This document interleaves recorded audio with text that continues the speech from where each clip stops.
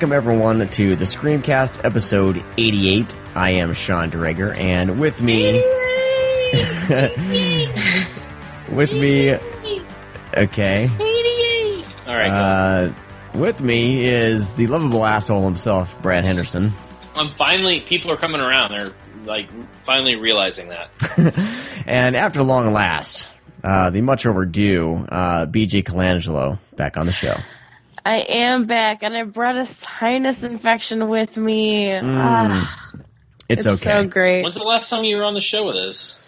Nam, I think. Been forever? Nam. I don't know. Back in Nam. Seen some shit. Okay. I don't think I was allowed to vote the last time I was here. I don't know. It's been a while. Damn. Well, this is our first, I would say, official show of the year. We had our, best of 2015 last week, which garnered a bunch of good responses. It's cool to hear everyone kind of, getting stuff on their own doorstep based on recommendations from Brad and myself and others that are on the show. So that's always kind of cool to see those coming in. Talk a lot of people into some crazy shit, it seems. So I apologize, everyone. Maybe people just want to hear lists. The lists have been insane. People like lists. So, we've ramped up with some of the writing on the site. Josh Obershaw is kicking it into gear. He's going to be posting pretty regularly as far as the news items go and some other stories here and there. Jason S. Hornsby is a new writer on the site. You were on it with freaking names tonight. Yeah, man. You're his reading? article Oh on, my God, I'm not congrats. actually not reading anything right now.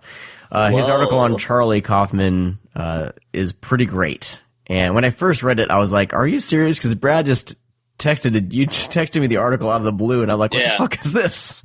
It's really out of nowhere. When I first read it, it was kind of jarring. I knew Jason was doing it, but I didn't know kind of like how in depth and how fucking crazy the conspiracy theories are. Because it's not like a normal conspiracy theory like fucking 9/11 was George Bush or something. No, these things are pretty intricate that are pretty out there, and the way Jason presents it, it's really fun because it can't be a coincidence type of thing, because it's like one of those things where, like Pontypool predicted the Sandy Hook. You ever hear about that? Oh, no. Yeah, that's a crazy theory. Yeah, in Pontypool, because when they're listening to the broadcast, they hear Sandy Hook, and then there's a number that follows, which means a shooting. And it's really, and it's pretty crazy. But I mean, all in all, that's a coincidence. But the stuff that Charlie Kaufman's putting in is just a little too obvious, and it's kind of an eye opener even for me. I know Charlie Kaufman's a kind of a weirdo, but the article really opens it up. Yeah. So now I'm kind of anxious to even rewatch those films. Yeah, see if I can pick up on anything else. Yeah, and then you, Brad, have an article on there about Desiree Castell. Yeah, which kind of blew up a little bit, which I was happy about because it's one of those things that no one really knows what happened to her, and not that I'm trying to find out what happened or kind of obviously she went into hiding for a reason, which we all should respect that. However, it was one of those things where she is such a adorable, charming person as far as what she's like in her interviews and even on screen. I mean, I know we're talking about pornography here, but I mean, she's still a very charming woman, even in those films. And I mean, I'm like saying, I know. Yeah. I've watched every single one. And she's just great. And it was just one of those things where she had this huge career for, 4 years, and kind of took the industry by storm, and all of a sudden she just disappeared for reasons unknown. There's a lot of things that are said, which I explain in the article, but just kind of opens some eyes on such a kind of a beautiful soul in a way. I when I watch her films, it's one of those things. She is adorable. She is pretty. She has sex. She has boobs. Big deal. But she really carries the films, and if you took the hardcore pornography out of it, you would have kind of some really, really awesome sex comedies from the 80s, and I think that's why I'm kind of drawn to it. Yeah, and plus boobs. So yeah. Well, it is a shame that she didn't kind of jump to more kind of mainstream acting. That it sounds like the adult industry kind of kept her from that in a way. That's kind of what she wanted, is from what I gathered. I did a couple interviews here and there for people that actually didn't want to be, named in the article. That did know her personally, and that was one thing. I didn't want to go into too much detail because I didn't want to people on the internet are weird.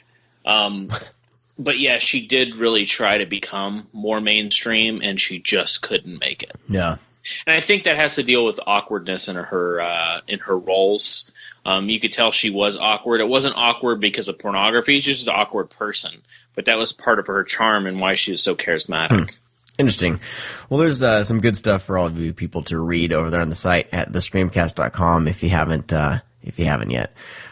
It's in the evening, so I'm not drinking any coffee, so I can't really plug what I'm drinking. I'm drinking a vodka and Coke Zero. Wow. Keeping it classy. Hardcore. But of course, visit our sponsors. Go to thescreamcast.com/sponsors and give all them some love. Of course, Coffee Shop of Horrors and grindhousevideo.com. And if you purchase anything from those two and send us an email at readme at thescreamcast.com of your transaction, we'll enter you in the hat for our next drawing. So we've already received a couple of those, which is cool. What kind of hat is it? Do you really do a hat? Yeah, I have like this stupid fedora that I bought in. You know what? Long I was Beach. just about to say, you motherfucker, you probably own a fedora. Please tell me that it's at least like purple leopard print that you got from like Six Flags Great America. No, so that it's not serious. It's serious, but it's like beach. It's beach serious though. It's by the beach. Serious? What the fuck? All right, here, let's go back. I'm gonna go back to a couple tweets. I don't wear it anymore. Wait. I want to go back. I want to just burn it. I want to go back, and I want to say, one of our listeners made a tweet saying, "How many times does Brad Henderson eye roll?" And I was like, you know what? I've actually never eye rolled at Sean. Sean has some crazy opinions, but I think it's all in good fun. And we do, friendly bashing. But that was a total fucking eye roll with a fedora. I seriously wore it for a while. Thought it looked cool. A while? You thought? Well, I'm here to tell you. A few years back. You thought it's wrong, a rape hat. Sean. It's a rape.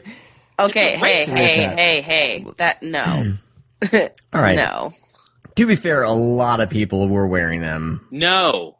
To be fair, everyone who wore them all looked terrible.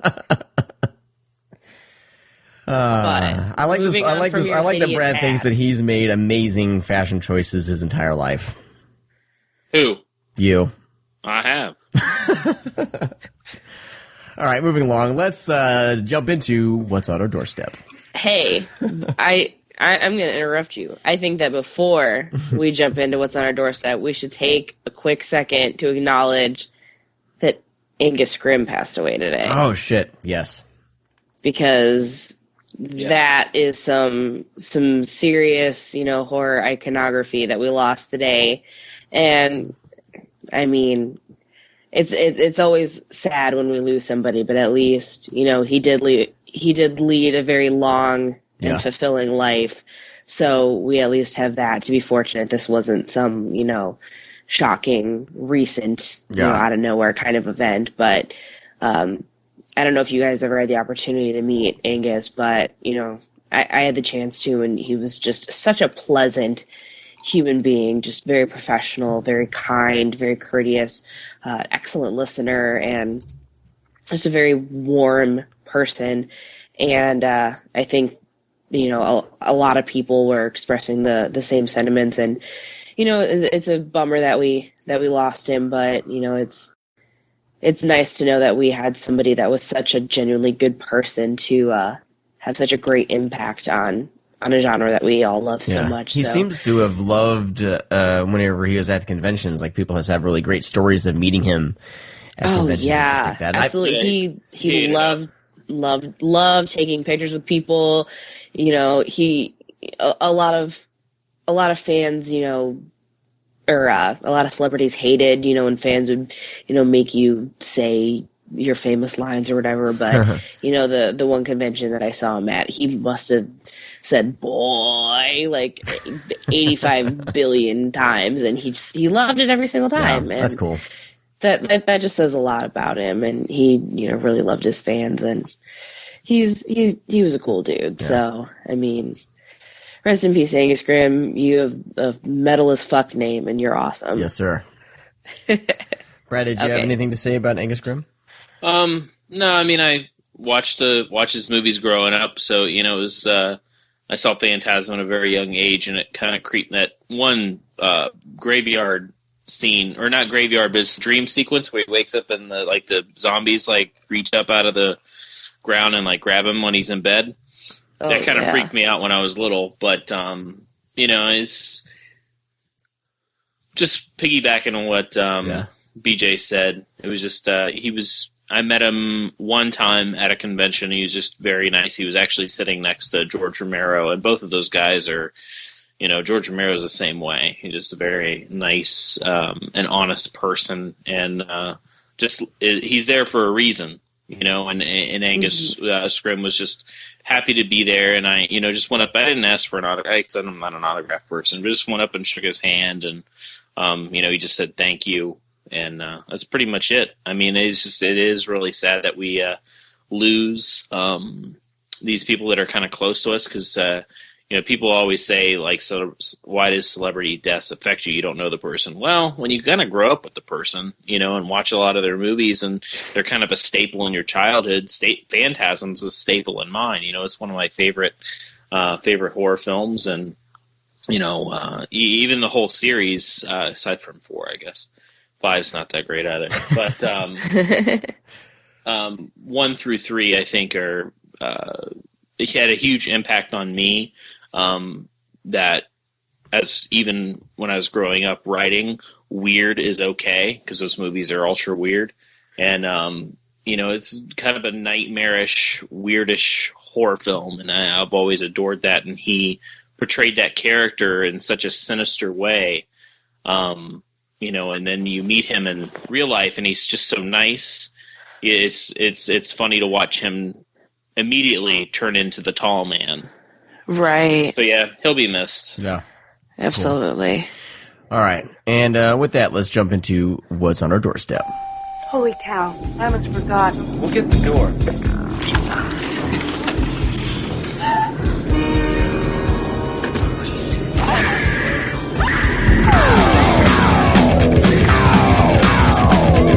I will go first. I'll try to blow through them. I'll try to blow through them. I actually, for as much time as I've been gone, I haven't really gotten a chance to watch a whole lot of new things. I've done a lot of rewatching of things that I love, so I'll try not to rehash those. I'll just do the stuff that's new that I've seen. Like everyone else in America, I binge watched Making a Murderer. It just makes me angry. I couldn't sleep. Did you have nights like that? If you stopped watching it, like I couldn't sleep until I saw the next episode. Well, what's weird about it is that the events. I mean, I always tell people, you know, I'm from Chicago, which I am, but where my parents live is in a suburb that's, you know, the midpoint between Chicago and Milwaukee, and it's right on the border of Illinois and Wisconsin. So growing up, you know, we were like, you can throw a rock off my roof and hit the Wisconsin state line. That's not an exaggeration. So growing up, you know, we were in very close proximity to where that took place. So when this stuff came out, you know, I immediately called my mom and I was like, hey, do you remember any of this?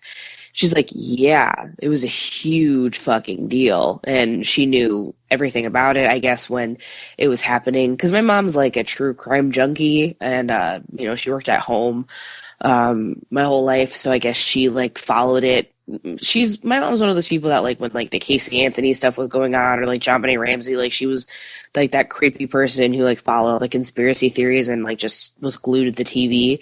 So when the Stephen Avery case was going on, like, she was doing that, like, as it happened. So when I told her about the documentary, she's like, oh, yeah, no, they totally set him up. And so then I turned into my mom about it. And then, like, 2 days later, I got a call from the Manitowoc County animal shelter because my sister's trying to adopt a dog, and that's where the shelter was. I was like, fuck, I can't escape this place.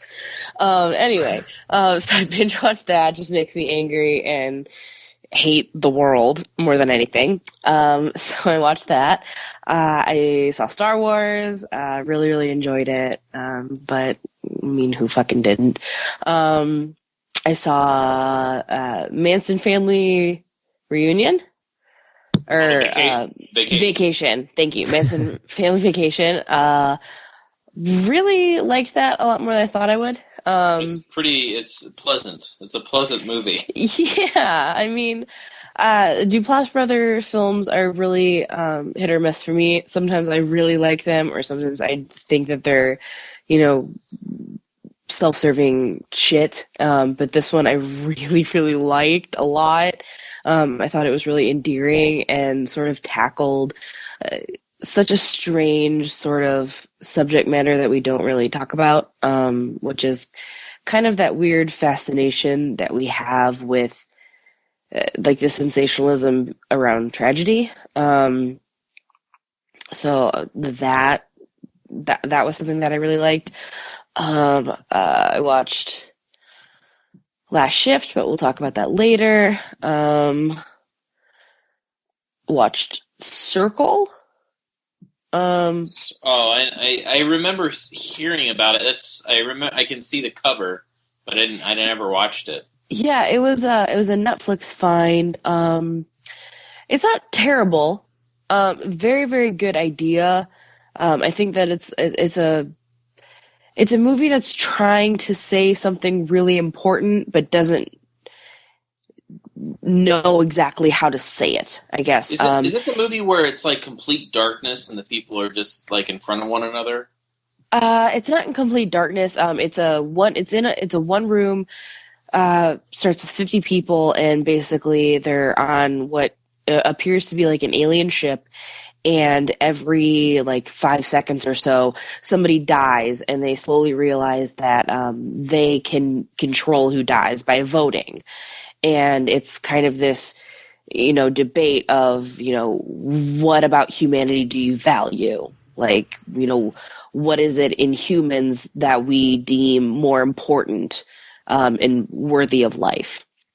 So like that's the underlying message, which I find very fascinating, because then it brings up all these, these debates amongst people. Like you get the people that bring up, well, let's kill off all the old people because, they've already lived their lives, or, we should kill off this one because she's gay, or we should kill off you because you're poor, or you're not even from this country. Like, so it brings up all these, debates that we have all the time, of, who is more valuable in life, which I really, really enjoy, because I live for shit like that. But you ever see The Human Race? What's that? You ever see The Human Race? Movie that came out like last year, but these people are obviously, an extraterrestrial being is controlling it, but there's like 100 people that are put on this track. If they stay on the track, they have to walk or run. If you go off the track, your head blows up. And if you're overlapped, if you're overlapped, your head blows up. And everybody from people in walkers to young kids are like 100 people are put on this track, and it's the human race, and you have to decide whether you are going to bolt, if you're going to band together, or if you're going to help people. I don't know. It's kind of interesting. It's not a very good movie, but the idea of it is really cool. Yeah, and that's kind of how I feel about Circle, is that, it has very similar elements to, this film you're talking about, where the idea and the core of it is very interesting and is everything that I like. Just the execution of it is a little wonky and got some kind of, like, the deaths aren't that great. But it's a nice movie for actors, because it's a movie where it's almost entirely dialogue. So there's some really great speeches in it. There's some really great lines. So I enjoyed that. It's one of those Netflix finds that fuck it, I'm just going to watch it. It has 3 stars. Maybe I'll like it. And it's like, I don't regret watching it. I mean, I'm probably never going to watch it again, but I'm not going to not recommend it to somebody. So that was good. I did a lot of trying to cram in things before the end of the year to make sure that I saw stuff for my top 10. But everything that was on my top 10 list was stuff that I've already talked about on the show. My list is over on Icons of Fright, if anyone wants to read it. I'll put a link in the show notes. Yeah, absolutely. Yeah. I read yours last week or so.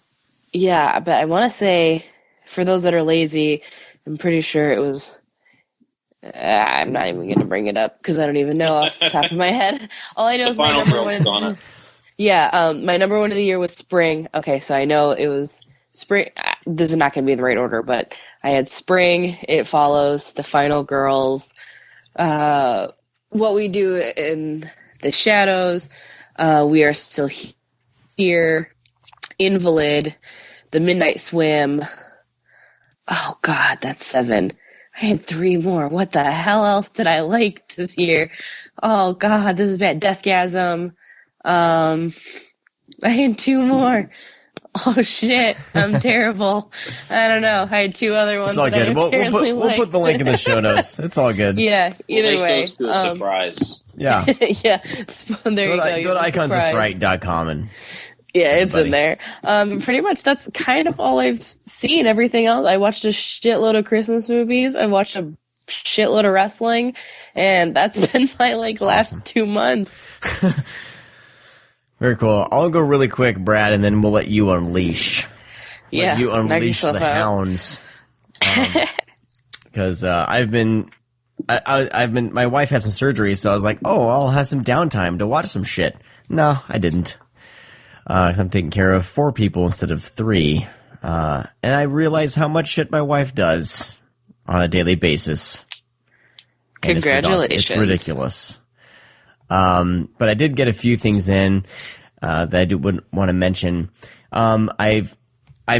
Brad mentioned Bone Tomahawk last week on your top 10 list, and I'm kicking myself for not including that, because that would have been an honorable mention. If not, I may have moved something off my list to put that up on there. But you should have. I know. The film was fantastic, and we've talked about it like crazy on this, and people have been checking it out based on our recommendations, which is fantastic. But it's one of my favorite Kurt Russell performances in recent memory, and everyone else. The acting is just top notch, and there's definitely some jaw dropping, holy shit moments in the film, and I would say it's like my favorite kind of humanoid monsters since The Descent. So that's all I got to say about Bone Tomahawk. Because we've talked about it to death. Next up, I finally got around to watching What We Do in the Shadows. Oh, it's so good. Oh my god, I wish I would have seen this before I did my top 10 list. Because it was a horror comedy, so I was kind of like, not really that into it, knowing it's a horror comedy. And then I saw that it was going to be kind of like, mockumentary style, and I was like, oh shit. But it works. Oh shit! You don't like mockumentaries? It's so smart. I think I'd seen so many mockumentaries, like Best in Show, Spinal Tap, stuff like that. I think I've saw so many over a time period, I was just kind of done with them. But this hits us so many levels. The wit, the filming of it, the characters, you fall in love with these goofy vampire characters, and you just kind of are with them through this thing, and it's just fantastic. I can't believe it took me so long to get to this, but if you haven't seen it yet, I think it's on Netflix streaming. I cried when they said we're werewolves, not swearwolves. Oh my god, it's great! Like so many great moments that I tried showing my wife it. She got about an hour into it, and she liked that hour, but then she's like, "How much longer do we have with this?" And she was kind of done. Wow. But hey, she gave it an hour, so that's huge in that department. You give it a movie. She does with whenever I bring out a movie that she's unsure of, she goes, "Okay, well, this movie has 15 minutes to get me hooked into it. Otherwise, it's going off." And believe me, there's been some almost, knockdown, drag out fights. I've dumped people for less. So her giving this an hour was fantastic, especially her being on medication and stuff like that. We'll give it that. We'll eventually, okay. She will finish it at some point. She's excused. I'll allow it. But what a great horror comedy. And I was just amazed just how much I really, really loved the characters. And them, and the one character who with the mustache, who likens no pun intended, no werewolf pun intended, who likens why do we eat virgins or drink virgin blood? And he likens it to would you eat a sandwich that's been fucked? I mean, come on, gold, gold. So that was great. If you haven't watched it, watch it as soon as possible. It's really great.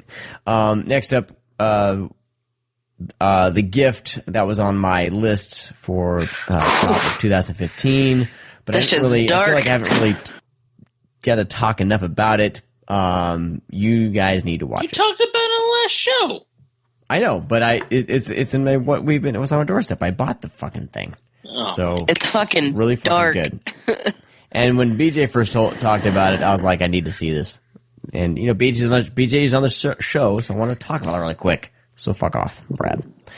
Damn. But The Gift, fantastic. I talked about it last week. Definitely, and it was a blind buy. I bought the thing for $24 because I was just like, God. Well, BJ said this was good.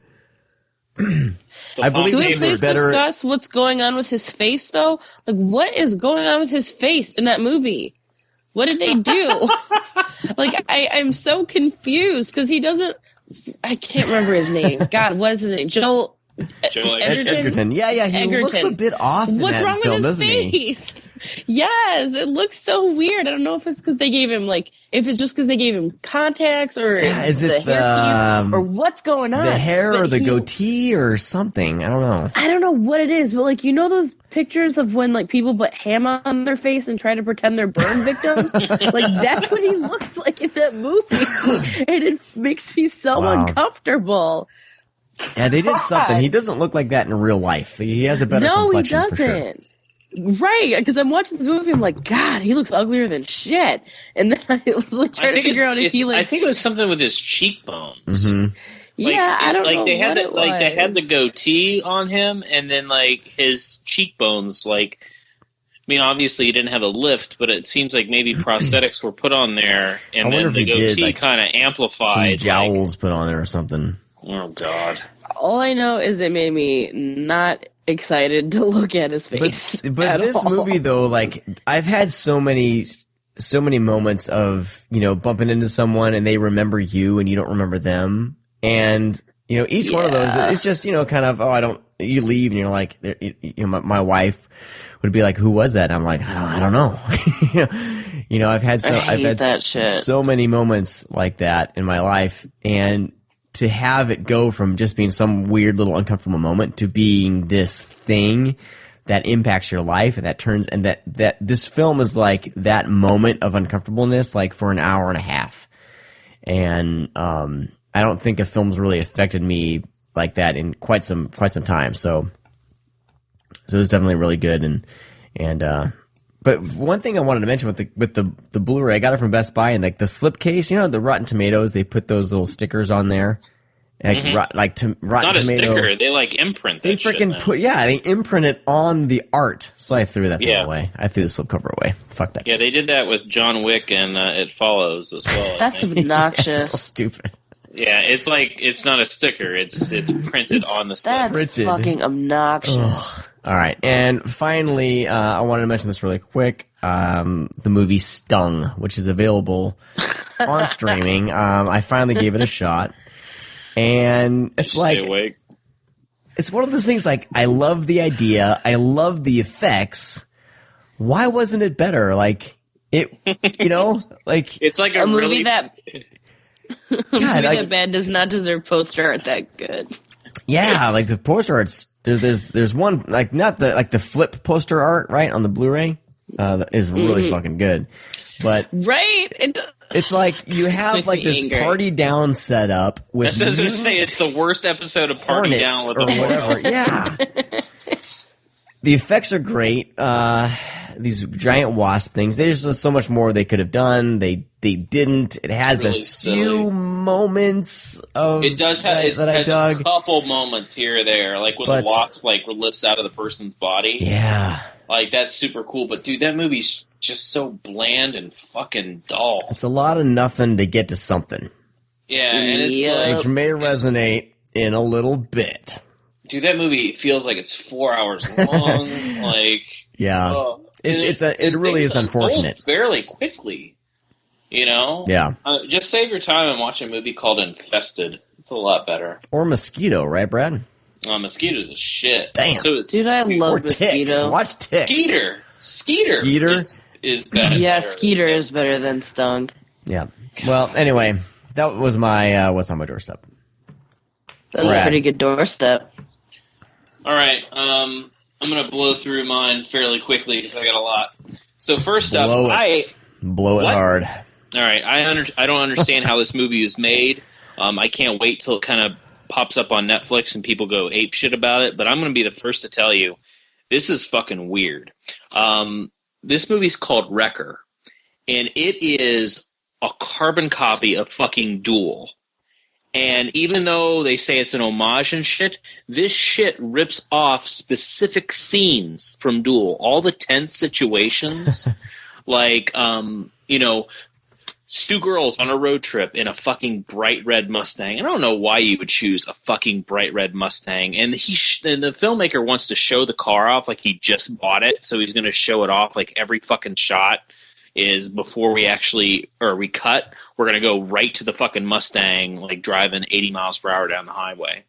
But anyways, like, there are so many things, like the one where the sequence where, like, Dennis Weaver, like, the smoke is blowing in the fucking car, so he drives around it. Then the fucking truck speeds up and gets in front of him, and then he's like, motherfucker, and then he drives around and gets in front again, and then the truck drives up and then waves for him to go, and then he does, and there's oncoming traffic. That sequence happens in this movie.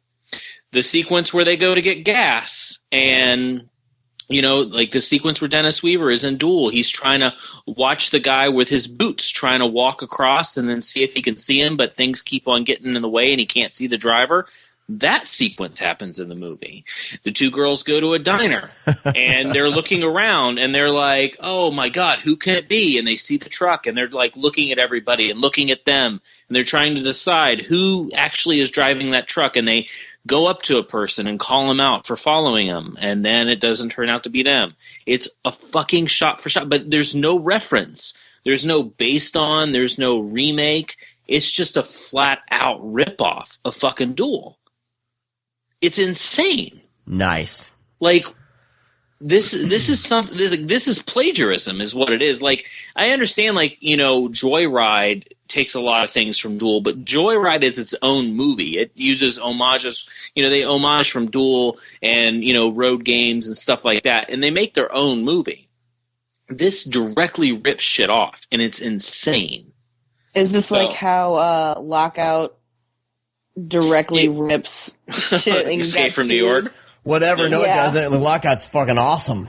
Just talking about. You would like Lockout. And that's why No, this they is- have to pay $20 million. Okay, bye. Yeah, like this is something like I don't know when it's going to happen, but it feels like at some point we're going to hear about this again, and someone's going to be suing somebody because it's just too blatant. Like it's shot for shot almost. It's just not a very, and it also like it's poorly made. It's a very, like I said, how many times can we actually show the car?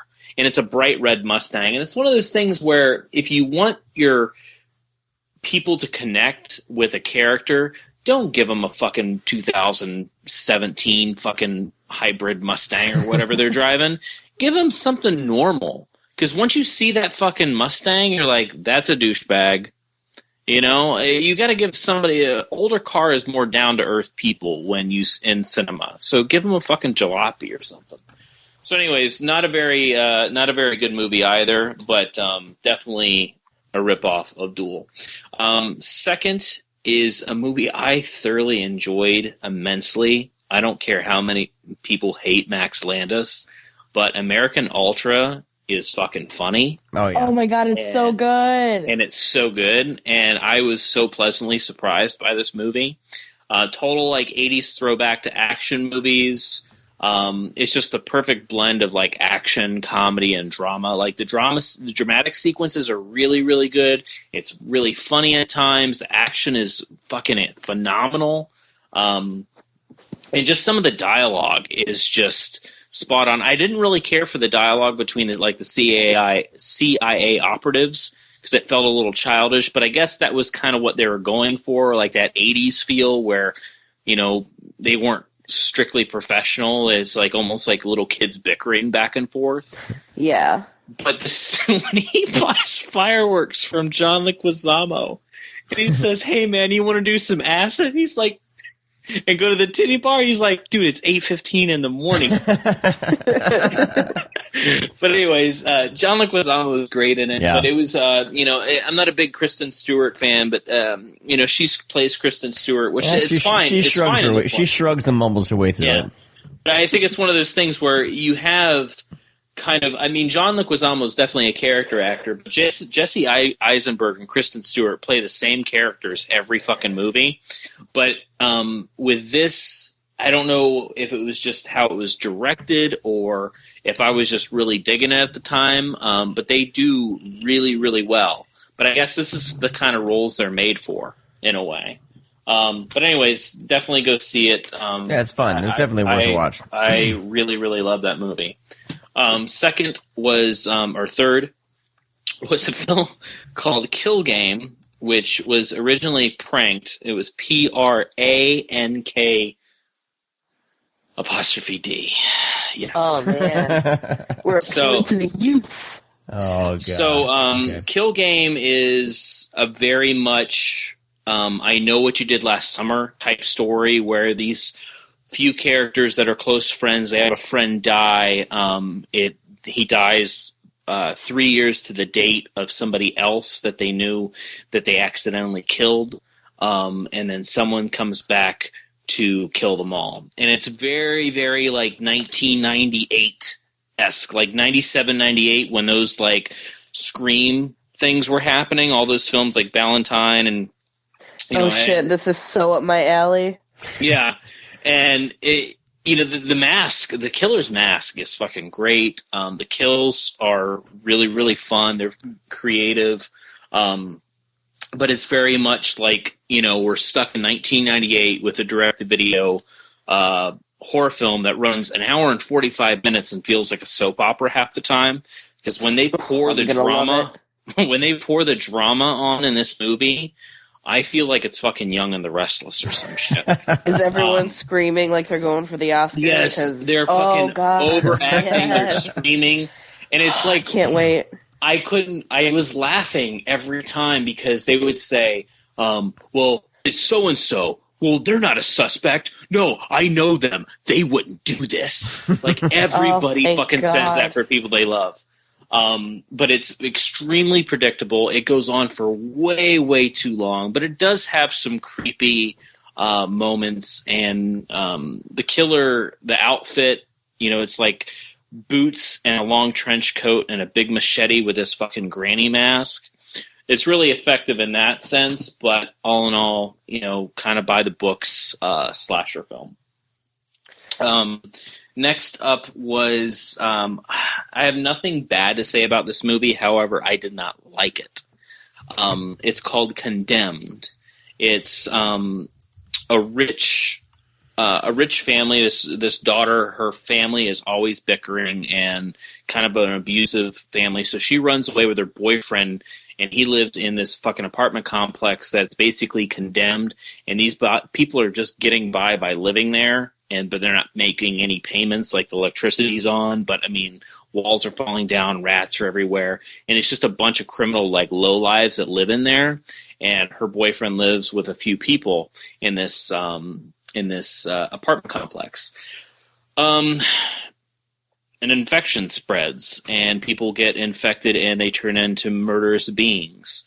It's very Trauma, a Toxic Avenger, street trash, that kind of goopy horror, that gross, like pus-filled horror. It's got a lot of that. It's very throwbackish, but it doesn't ever want to kind of get in that realm. Like, it has this kind of like small sense score. They don't overplay it though, because it's one of those things where it's like everybody's fucking doing sense scores these days. Yeah. But they really want to limit when it plays, because it's a really kind of cool sound and a really cool score for the main score for the film. They only played at right moments. The fucking special effects are incredible for the most part. They do throw in some CGI gore here or there, but I mean, I really think a lot of the budget did go to the special effects, because the infected people like have boils and fucking, pus bucket. It's just like fucking gross shit that's happening in the film. However, it's nothing new. It's the same film that we've seen 1,000 times, from trauma and apartment complex being trapped in and just gross horror. It doesn't really give anything new. It just is one of those, Night of the Demons-esque films where we hate everybody and it's just fun to see everything unfold. But I don't know. I really didn't grab me, but I admire the film. I do respect it, because it definitely has this kind of cool feel, but the movie isn't there. You know what I'm saying? Like, it's a really fun idea and concept, and it doesn't do anything wrong. It just, I guess I was in the mood to probably see something that would really please me. It's something I do want to watch again, because now I know what to expect. Because I really didn't know what I was watching when I very first put it in. I didn't know what I was getting into. I didn't know it was a throwback. I didn't know anything. And watching it unfold, it was a lot of fun, but it didn't grab me or anything like that. So check it out. It's on Blu-ray, I think, out now. Next up, I hope EJ has seen this, because this would be great for her to talk about. I got to watch Eli Roth's new movie, Knock Knock. Oh, don't get me fucking started. Pizza? That's all I know. Cannot believe that this is a movie. This movie feels like a fucking horny ass 13-year-old kid who has no idea how human interaction wrote this fucking movie. You mean an Eli Roth film? You mean Eli Roth? Well, the person that's writing these films, like, this is a funny story. Whenever Aftershock came out, and then The Stranger, and this is both of those films were Nicholas Lopez, Eli Roth, kind of, bro horror, bro horror films. And I made a comment on Twitter one time, and I said the Green Inferno I saw Green Inferno first. I'm sorry. Let me take that back. I saw Aftershock, and then I saw Green Inferno. After I saw Green Inferno at Fantastic Fest, I tweeted, I said, Aftershock and Green Inferno feels like the same fucking movie. Because it has the same actors, it uses the same camera, it just feels the same. It has the exact same dialogue. The movies just feel identical. And Nicholas Lopez got into an argument with me, a Twitter war. He said, then you didn't watch the movies then. And I said, well, I did fucking watch the movies. I'm sorry, but it feels like the same movie. It feels like you film these movies back to back. I shit you not, when I was at Fantastic Fest and they premiered The Stranger, those motherfuckers were up on stage and they said they got so much from the government to make, they had a budget. So they decided to make 4 movies back to back. And this is the 4th one.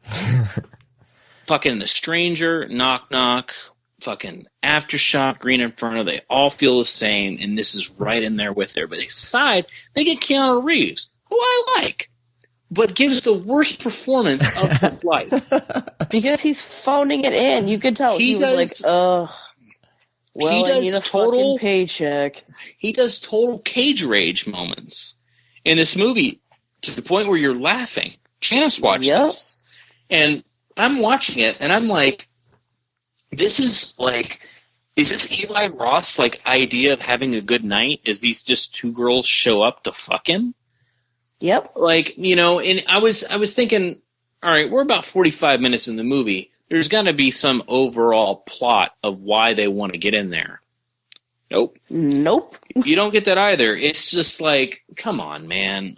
This is the worst. If you're going to make it, it's the most self-serving piece of shit I've seen in so long, and I don't understand how people keep giving him money. I don't understand. We'll see, because this is 4 movies. They had the budget. We'll see what he does next, because this is done.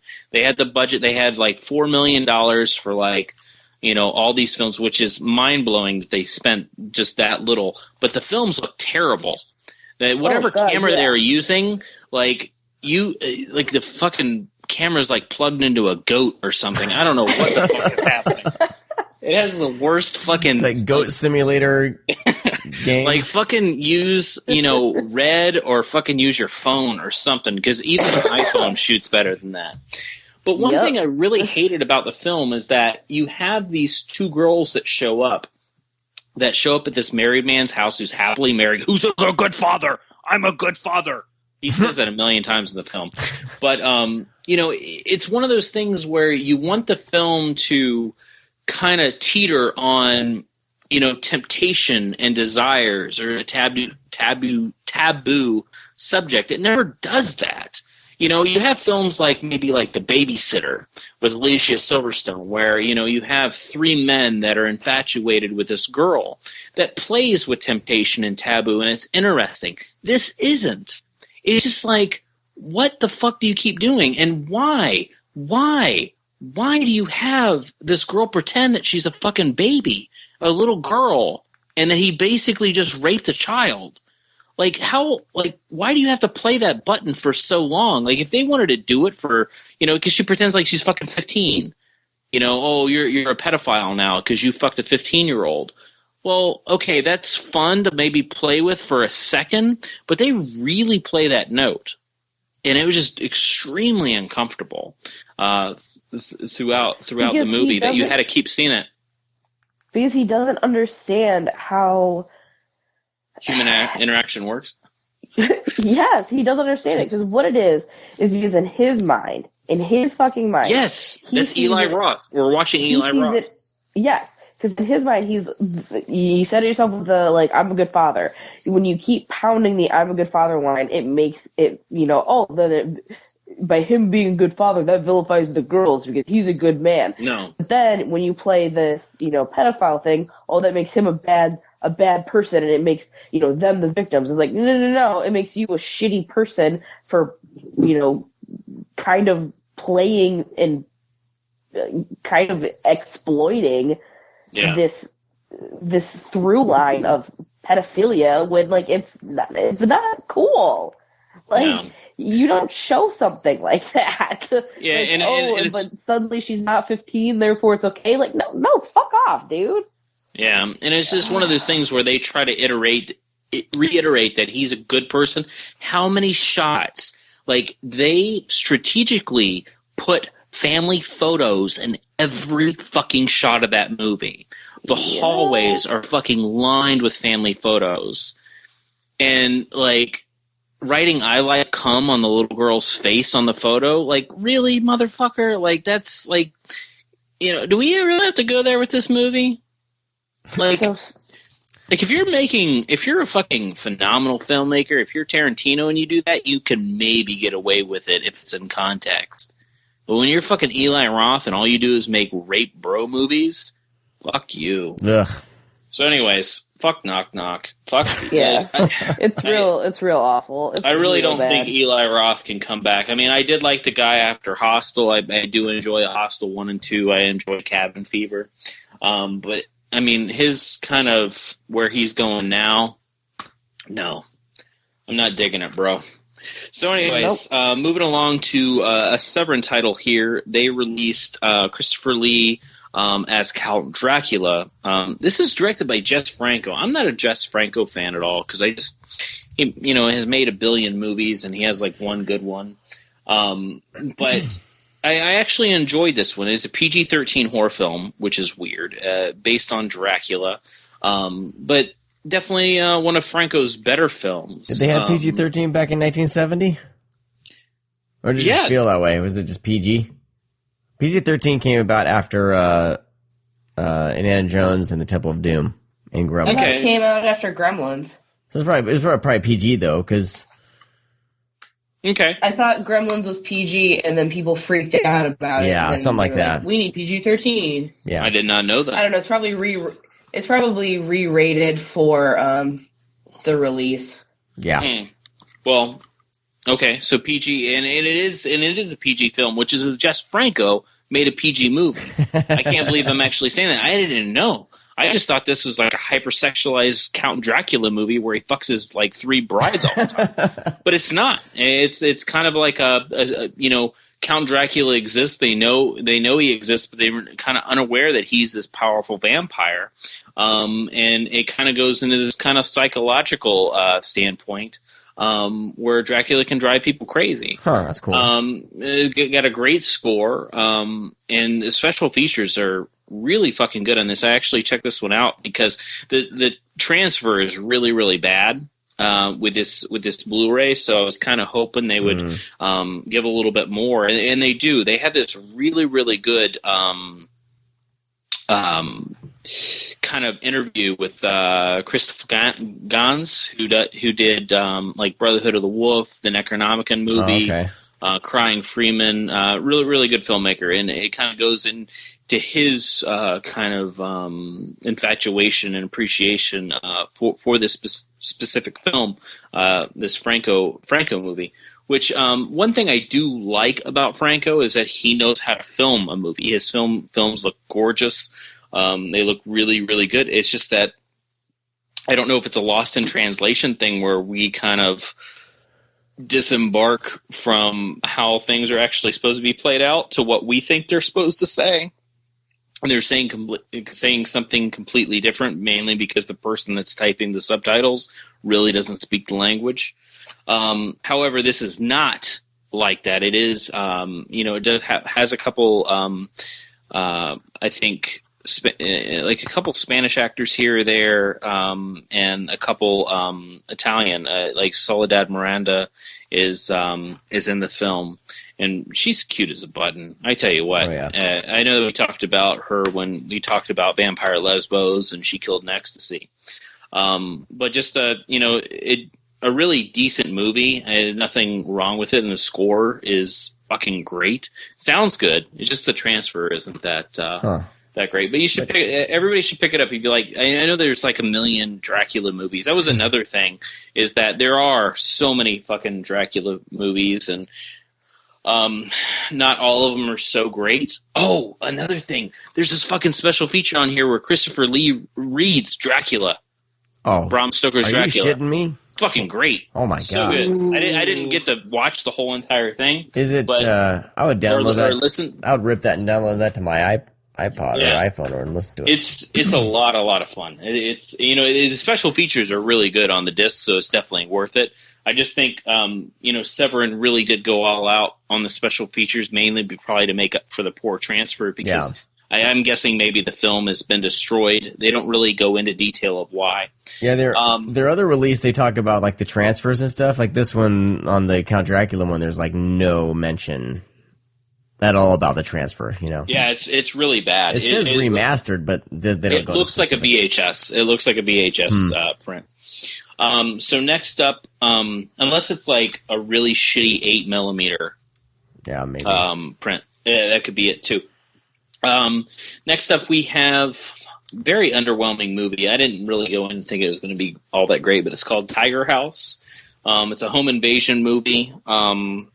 4 men break into a home to kidnap and score money. It plays out like every home invasion movie. As soon as it starts, like the foreshadowing with things like, oh, let me lock this window and let me put the key over here, because you're not going to need that later to get out of this window. That type of shit. Yeah. It's just it's a very by the books, by the numbers home invasion movie where you have the 4 really bad guys, but the one guy isn't so bad and kind of friends the people that are in the house. It was just like another kind of like soap opera, like USA. Lifetime. This is a Lifetime home invasion movie. Let's just put it that way. Who's distributing this? I think I saw this for. I think Magnet. Magnet. Okay, yeah, because they're like $12 I think at it's Best on Buy. Netflix. Yeah, Netflix too. Yeah, okay. Yeah, I think it's one of those things that appeared on Netflix out of the blue. Not that great. One thing I do want to mention in one sentence: I watched the movie super fast. It is a parody of the Fast and the Furious movies by that Freed Lamb and like what's the other guy's name? Like Severin, Sulkin, whatever. Who gives a fuck? Friedberg and whatever. Seltzer? How do these guys keep making movies? There's got to be some sort of tax loophole or something. Like this is their like 9. I looked it up while the movie is playing because it wasn't any good. They've made 9 parody films, and that's all they've done. But that's all they've done. Well, the movie The Producers, like how they try to make the whole gist of The Producers. They're trying to make a play so offensive and horrible that it'll lose money. It's got to be what they're trying to do. But I'm saying as an artist. They're not artists, though. But no.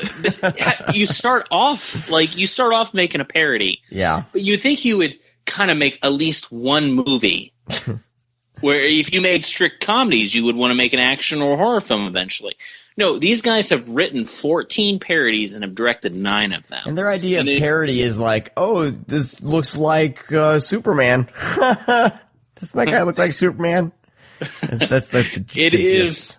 Dude, it is beyond bad. Like, I was taking breaks. I went to go poop, and I let the movie play. I turned it up so I could hear it. Fuck that. I masturbated during it. Oh, no, I didn't look at the screen. That's it's a really awful movie. Please tell me there's at least a joke where whoever's playing the Paul Walker character is replaced by another actor in the middle of it, and they just never address it. No, they're actually. It was really weird. Witty. They all the characters, their character names are the actors' real names in the film.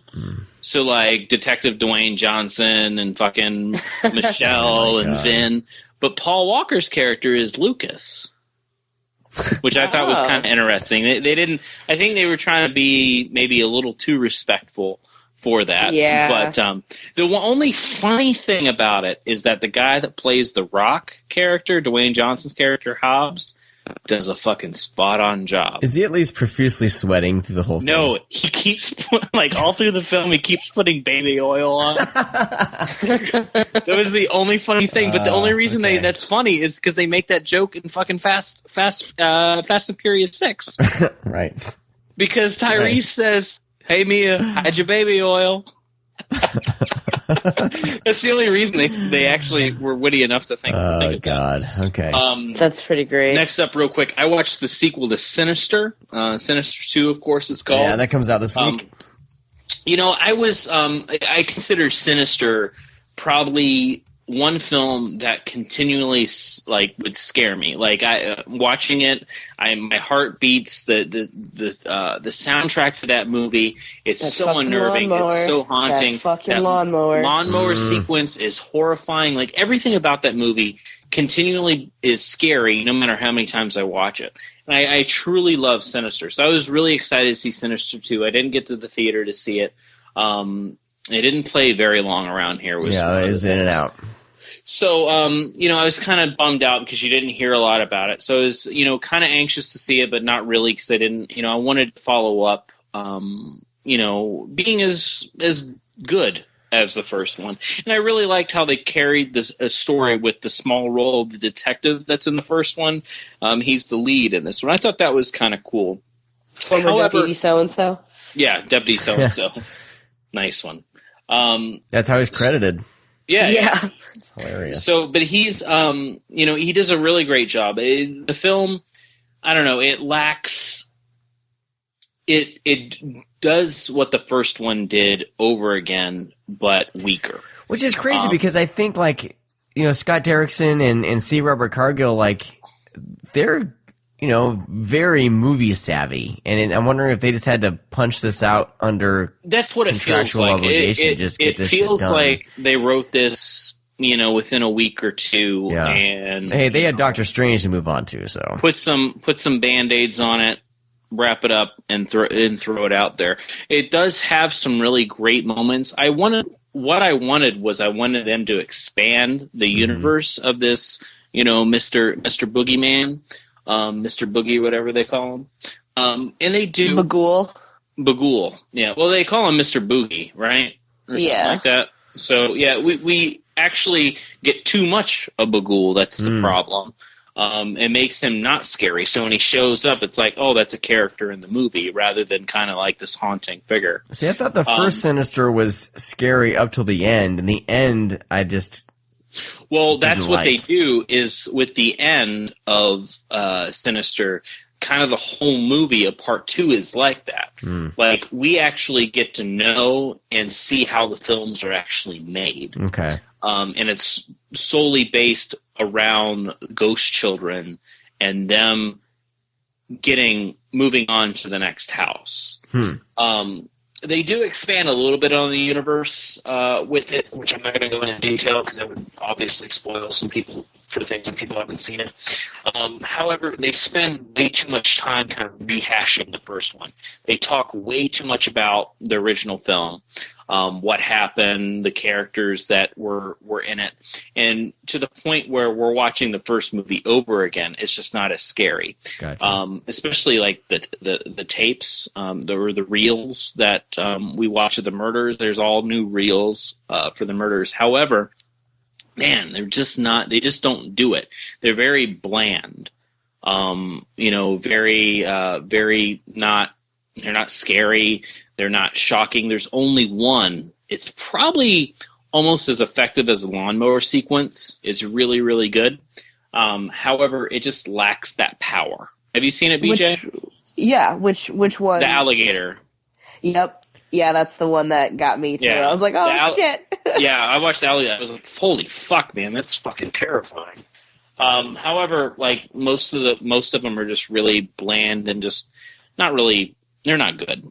So it was, Shannon Sossaman does a great job. Deputy so-and-so does a great job. I like the abusive husband aspect, like that. They played that really, really well, I thought. However, my biggest problem with it was, I don't think that the child actors were all that great.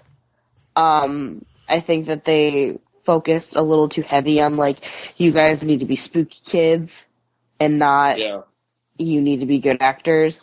And that was, it just took me out immediately. Yeah, well, the one thing I didn't like about it is that we are already embedded to loving the one kid and hating the other one. Yeah. Like, that should be something that evolves or devolves in a way. However, we're like, man, I want this one kid to fucking get ran over by the lawnmower in the first movie. You really fucking hate him. However, I enjoyed the film. I thought it was, it's a fun follow-up. It's not bad by any means. I just was probably expecting more because of what the first one created and did. Yeah. And last but not least, go ahead. Well, I was just gonna say, like, because I know that when I initially saw Sinister 2, I saw it in theaters, and I actually really enjoyed the film, but it's only been, like, I rewatched it recently, and I disliked it more, like, upon rewatching it. I was just like, oh, man. So I think that is a film that when I saw it in the theater, and just being kind of immersed in, like, the sound design and all of that, that really definitely changed my opinion on it versus, like, seeing it at home. I think that's just really, really, really kind of going to show how drastically the movie-going experience is changing. Because, like, I want to say that when I reviewed it on, like, What's on Your Doorstep, I want to say that I, like, talked about how much I loved it, but, upon revisiting it at home, like, I just really didn't enjoy it. So, I don't know. I'm kind of curious of what my second view will be, because I'm definitely going to show it to some friends down the line, because I thought it was effective for what it wanted to be. I just wanted more. Yeah, absolutely. I mean, a lot of the visuals I think are still really effective.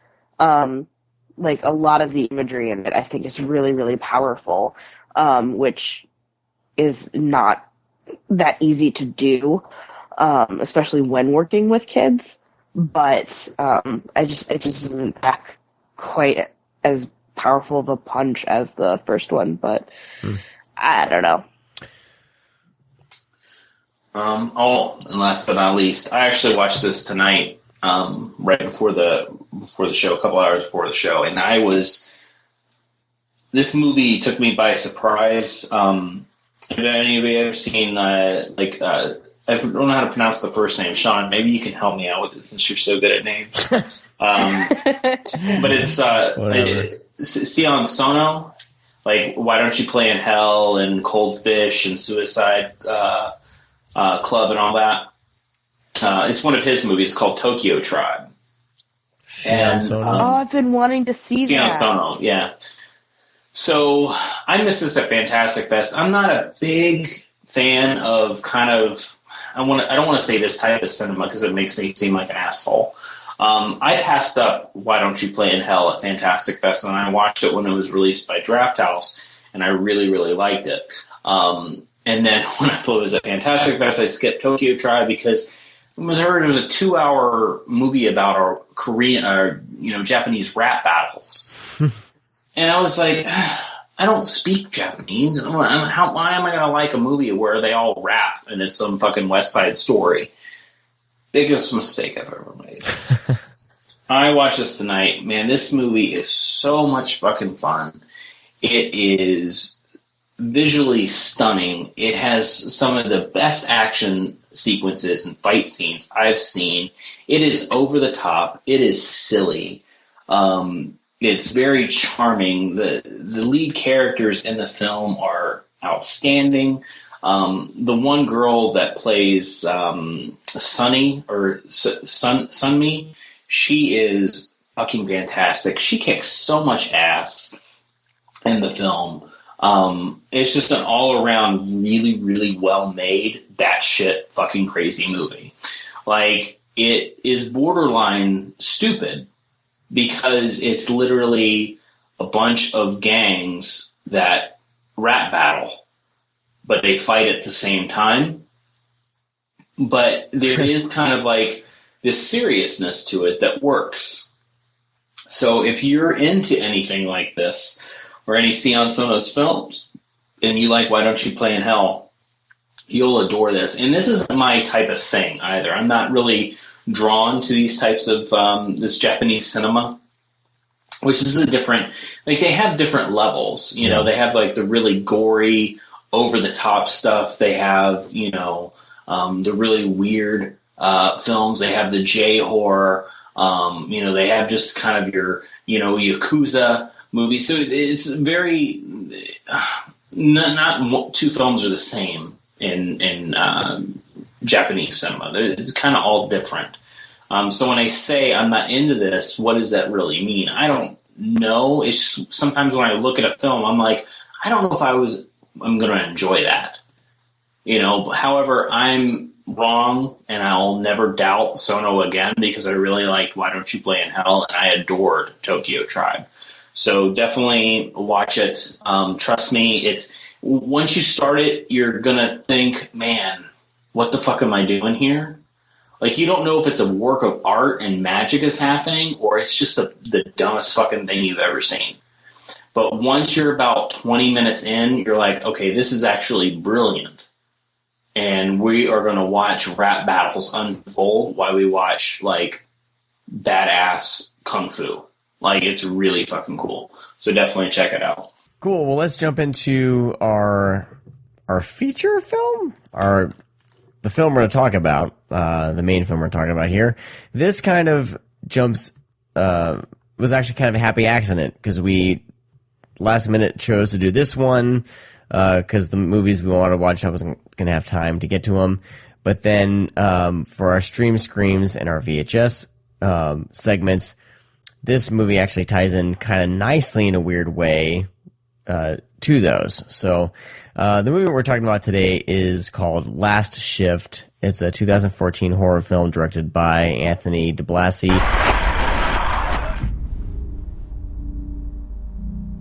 Do we really have to do this now? I'm literally about to start my first shifts. Anybody in here?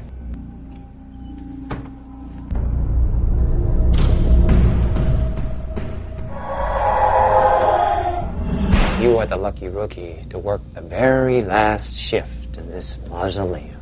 All 911 calls have been rerouted to the new station, so it should be quiet.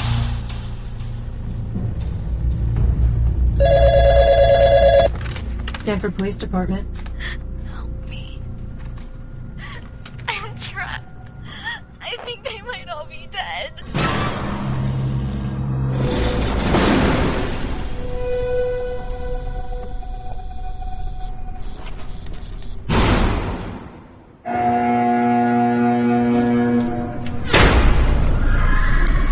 Do you want to get out of here alive? I am a dancing flame. I'll destroy your home. The ones that lie within your heart. The ones you pray for. There's so much blood splashing around in there. She fell to her knees and bowed to the king. That's what Payman means. It was destined. The king of hell. I'm safe in the arms of my master, my king. It's available on streaming on Netflix. That's also Magnet released a Blu-ray with some special features thrown on there.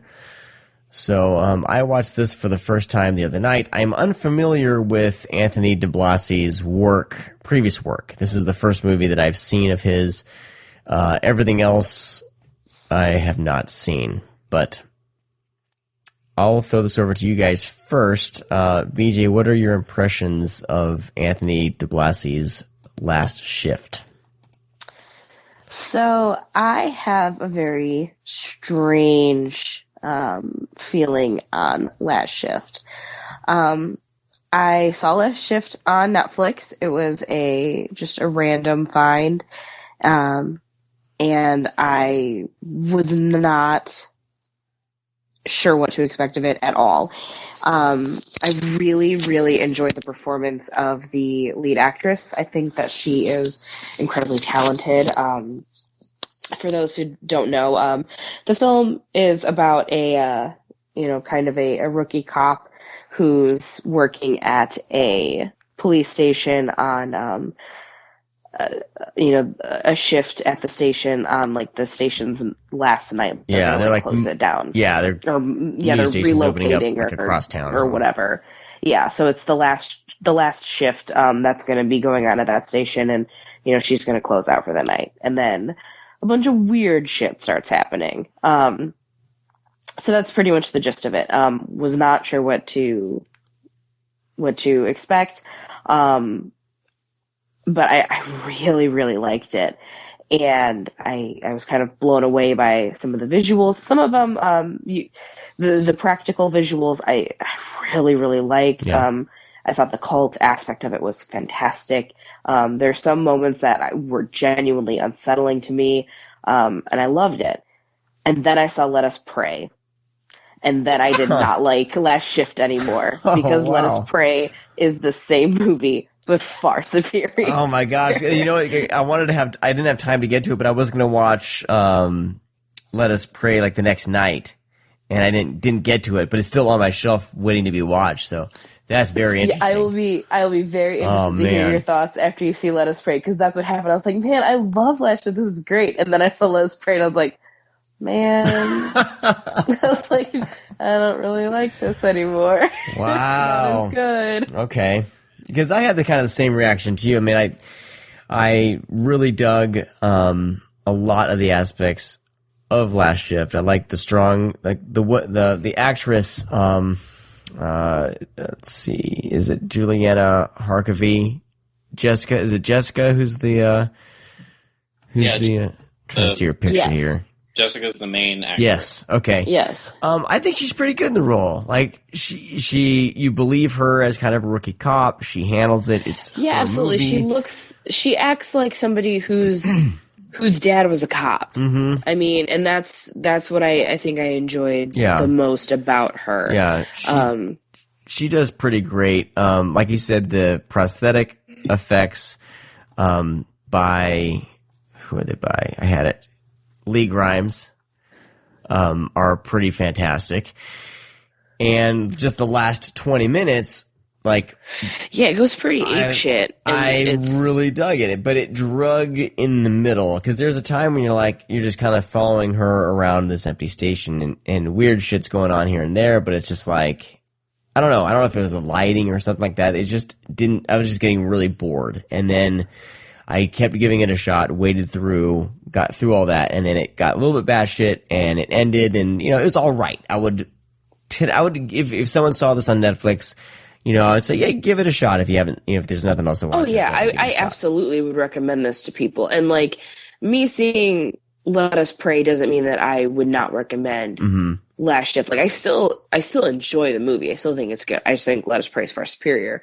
And what was funny is that there's a moment in particular in Last Shift where like that's when it hooked me, and it was funny because Rob G on Killer POV was talking about the film, and he said the exact same thing. And it's a moment when another police officer shows up and is talking to her, and then he turns and you see something on him. I don't want to spoil it for anybody who hasn't seen it.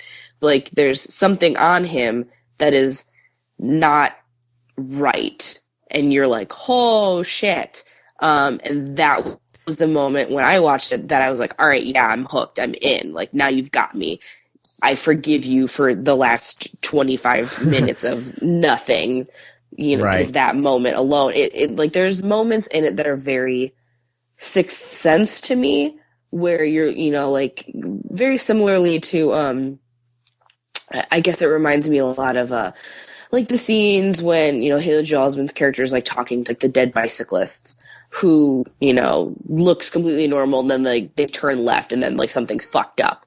Like, there's a lot of stuff like that in Last Shift that is really unsettling, and, like, that's the kind of stuff that scares me, is the stuff that looks normal but isn't. The sort of the illusion of things being okay, but knowing that they're not. Those are the moments that will always affect me. That's why, like, It Follows got to me so bad. And I think that's why I liked, upon the initial view, that's why I liked Last Shift so much, was because it's a great idea. Absolutely. I feel like it's a great idea. Maybe a better director would have kind of translated those nuances better. I don't know. I don't know about that, because I like Anthony DiBlasi's work. Okay. His other film, Casadega, however you want to pronounce it, I really enjoy that one. I don't know if that one's still streaming on Netflix. It was for a while. That one's I really liked. I think that one made my top 10 when it came out. But that's kind of his style. He really hasn't made a movie yet that I didn't like. Okay. But yeah, this is very much in kind of his wheelhouse. Okay. Of how he makes his movies. I'm kind of excited to hear Brad talk about it, because I know Brad, that he hated it. Your thoughts on La Pentagram's Shift? Oh God, it's the pentagrams. Yeah. Well, one reason I want to preface is that I recently kind of wanted to talk about this is you mentioned it, and the movie's been out for a while, and I was like, yeah. I don't want to talk about something that old. But however, this movie made a lot of top 10 horror lists. Yeah, it's been gaining some traction for some reason.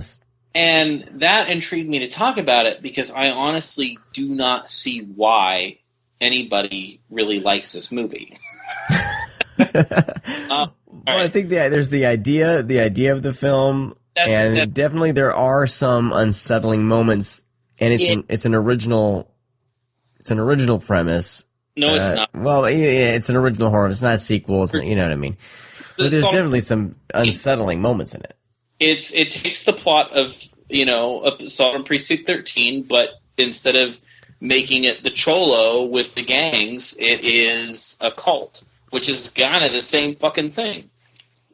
And are you trying to say that cults and cholos are the same thing? Well, no. The cholos are just cults with bad eyebrows. Is that what you're trying to say? Saying they call it the Cholo, and when they I know. I'm making a terrible joke. Don't fuck with me. Don't fuck with me. And uses this kind of like Manson-esque character to, kind of dive into this cult. And yes, I do agree that the first 15 minutes of the film are entertaining because you're with her. It's that isolation feeling. She's, getting spooked because anybody would be spooked. However, it goes on for a little too long, but once the flashlight sequence happens and when she's in total darkness, that's when the movie loses me completely. Really? Yeah, that's to the point where I was like, you know what? Do I have something else to do? No, I don't. But I'll finish this anyway. And just from there on, it just kept like going down. Like it played every fucking like other movie in the book was in this movie. It's all it is it's just a mashup of other movies. Like you said with the cop, the sequence that you didn't want to give away. It's the fucking Sixth Sense when he's like, "Hey, come here. Let me show you where my dad keeps his gun." That's what that's from. It's almost exact. Yeah, it really is. And it's like it's one of those things where okay, you obviously like all these movies, but like it's like Condemned. Do something different. Show me something else. I saw Let Us Pray at Fantastic Fest, and then I saw this, and like this is what is this? How many police officer movies that we have to fucking see nowadays where they're fucking trapped and it's like one police officer left. And I don't actually think Let Us Pray is that great of a movie, but it's more stylistic. It has a better soundtrack. It looks better. Last Shift just looks cheap, and it is the same fucking camera that fucking Eli Roth probably films on. No. See, here's the weird thing though. I don't think that Last Shift looks cheap. I just think that the shots that they have and the effects that they have that are not like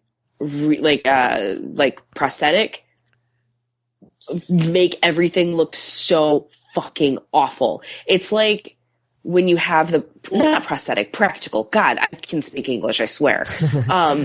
like the practical effects that they have in there are so effective, but then it'll be immediately followed up by something that is so littered with bad CGI that it's a lot like the Poltergeist remake, where the stuff that's good is like really, really well done, and then they immediately give you that bullshit tree, and you're like, no. Like, hey, my 3-year-old was pretty scared of that tree. I gotta say. 3 years old. But 3-year-old. The only like effect in the film that actually is great is ruined by the cover, because you're expecting to see that goddamn face somewhere, and when it shows up, you're like, oh, that's the cover of the movie. Oh wait, I'm actually supposed to be scared or taken back by this sequence, but does it look as good as the cover? No, it doesn't. And that's the what photographs got me. That's what I'm through the whole fucking movie. And I'm not saying that it looks cheap, the special effects. I'm saying that all of DiBlasi, whatever his name is, all his DiBlasi. movies, that Casadega, oh my god, how fucking, I'm sorry, BJ, but that movie is just dreadfully slow and just like total, like, I don't know, we talked about soap opera earlier. It's like Kill Game. You know, it's just, you have this kind of like neat little story, but you have just so much drama poured on. You forget that I live for melodrama. I know. Okay, that's fine. But I'm just saying, like, that kind of, like, make up your mind. You're either a horror film or you're a drama. If you're a horror film, put your specks of drama in there and play it well. If you're going to be a drama, put your specks of horror in there and play that well. But why can't you have both? Like, we have genre mashups all the time. So why can't you have a melodramatic horror film? Maybe you find good actors to sell that drama, right? Is that what you're saying, Brad? Want to have a melodramatic horror film? Then make it It Follows, that plays both sides perfectly. Okay, fair enough. Like, you have, we're getting off topic because Last Shift isn't a drama at all. It's more or less talking about... No, it's not. It's not. But Dredd does the same thing. His other film that he did for like 8 Films to Die For. Or whatever. Yes. See, I love Dredd. I fucking love Dredd. And I will... Because Dredd is fucking mean. That's the Dredd I like. You see, you thought it was mean. I was laughing the whole time everything was happening. Dredd is mean. It is mean. And that's why I love that movie. I don't know. Maybe...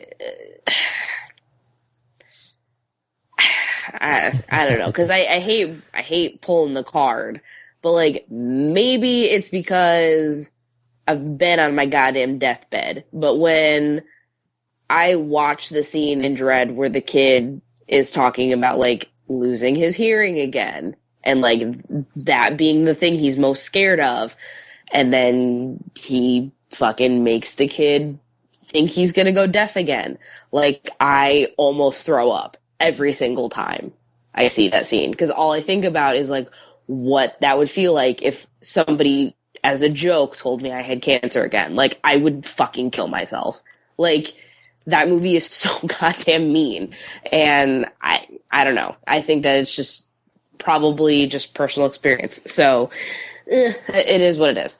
I love that movie. But that's neither here nor there. We're talking about Last Shift and cults, and we're getting into a filmography of a director. Is that they play the cult aspect, which I'm a sucker, and I'm super biased when it comes to cult movies. You throw cults in movies, the majority of the time, I'm going to dig it. And that's what I went into Last Shift wanting to think it was going to be the best movie in the world because I know it had to deal with cults. Well, you're setting yourself up for failure. No, I usually don't. I love Paranormal Activity 3 because there's a fucking cult in it. I love Martha May Marlene. See, but that movie's awesome. I love Sound of My Voice. You know, I love Kill List. You know, those because the cult aspect has to be the scary part. They play the cult aspect too much how the Mansons worked, or Manson. They play the devil card. They overplay it and oversell it to the point where they keep talking about it and they keep doing the spooky imagery, and it just kind of, why don't you just fucking sit down and just tell her what you're going to do is a lot scarier than fucking flickering lights and, you know, whatever the fuck they were doing with the motion. Like, yeah. That's the whole Saw thing. Like that all started with like movies like Saw and shit like that. I don't know. It just takes me out of the movie. Twitchy cam. Yeah. I know I'm in the minority on this movie because a lot of people love it. It's just that I really don't understand why. Like, because it feels like a by the numbers horror film. It feels like pretty much I get fucking DVDs in the mail all the time, and nothing really sticks out there too much. I don't even mention the shit on the show because I just feel bad, and this is one of those movies that just goes into that pile. Like, it's just completely by the numbers, doesn't do anything new or creative or different. It's just all right there, right in front of you the whole entire time. And that's why I really don't understand why people love the movie. I don't think it's a terrible movie by any means. It's just there. Like, the movie's just there. Well, I think there's kind of a push for people at least pushing, you know, non-sequels and quote unquote original horror. So I think that's part of it. But nothing. And then also, and yeah, I mean, there's some derivative moments, but I mean, and it's readily available on Netflix, so something that people can recommend. And that's the big thing with it is that. So you may not understand it, but like, so Sean and I both, you know, experience, you know, there are moments that were really unsettling for us. So not only is it a film that we admit, hey, there are some moments in it that are unsettling, but it had kind of the taking of Deborah Logan effect where people really didn't hear about it, and then boom, here is this movie on Netflix that you can watch that you didn't even know fucking existed. I'm not saying that it's as good as Taking Deborah Logan. I'm not saying that at all. What I'm saying is that it had kind of that same drop out of the sky impact where now there's this movie that you've never heard of that's creeping people out that all of your friends are talking about that everyone can experience together.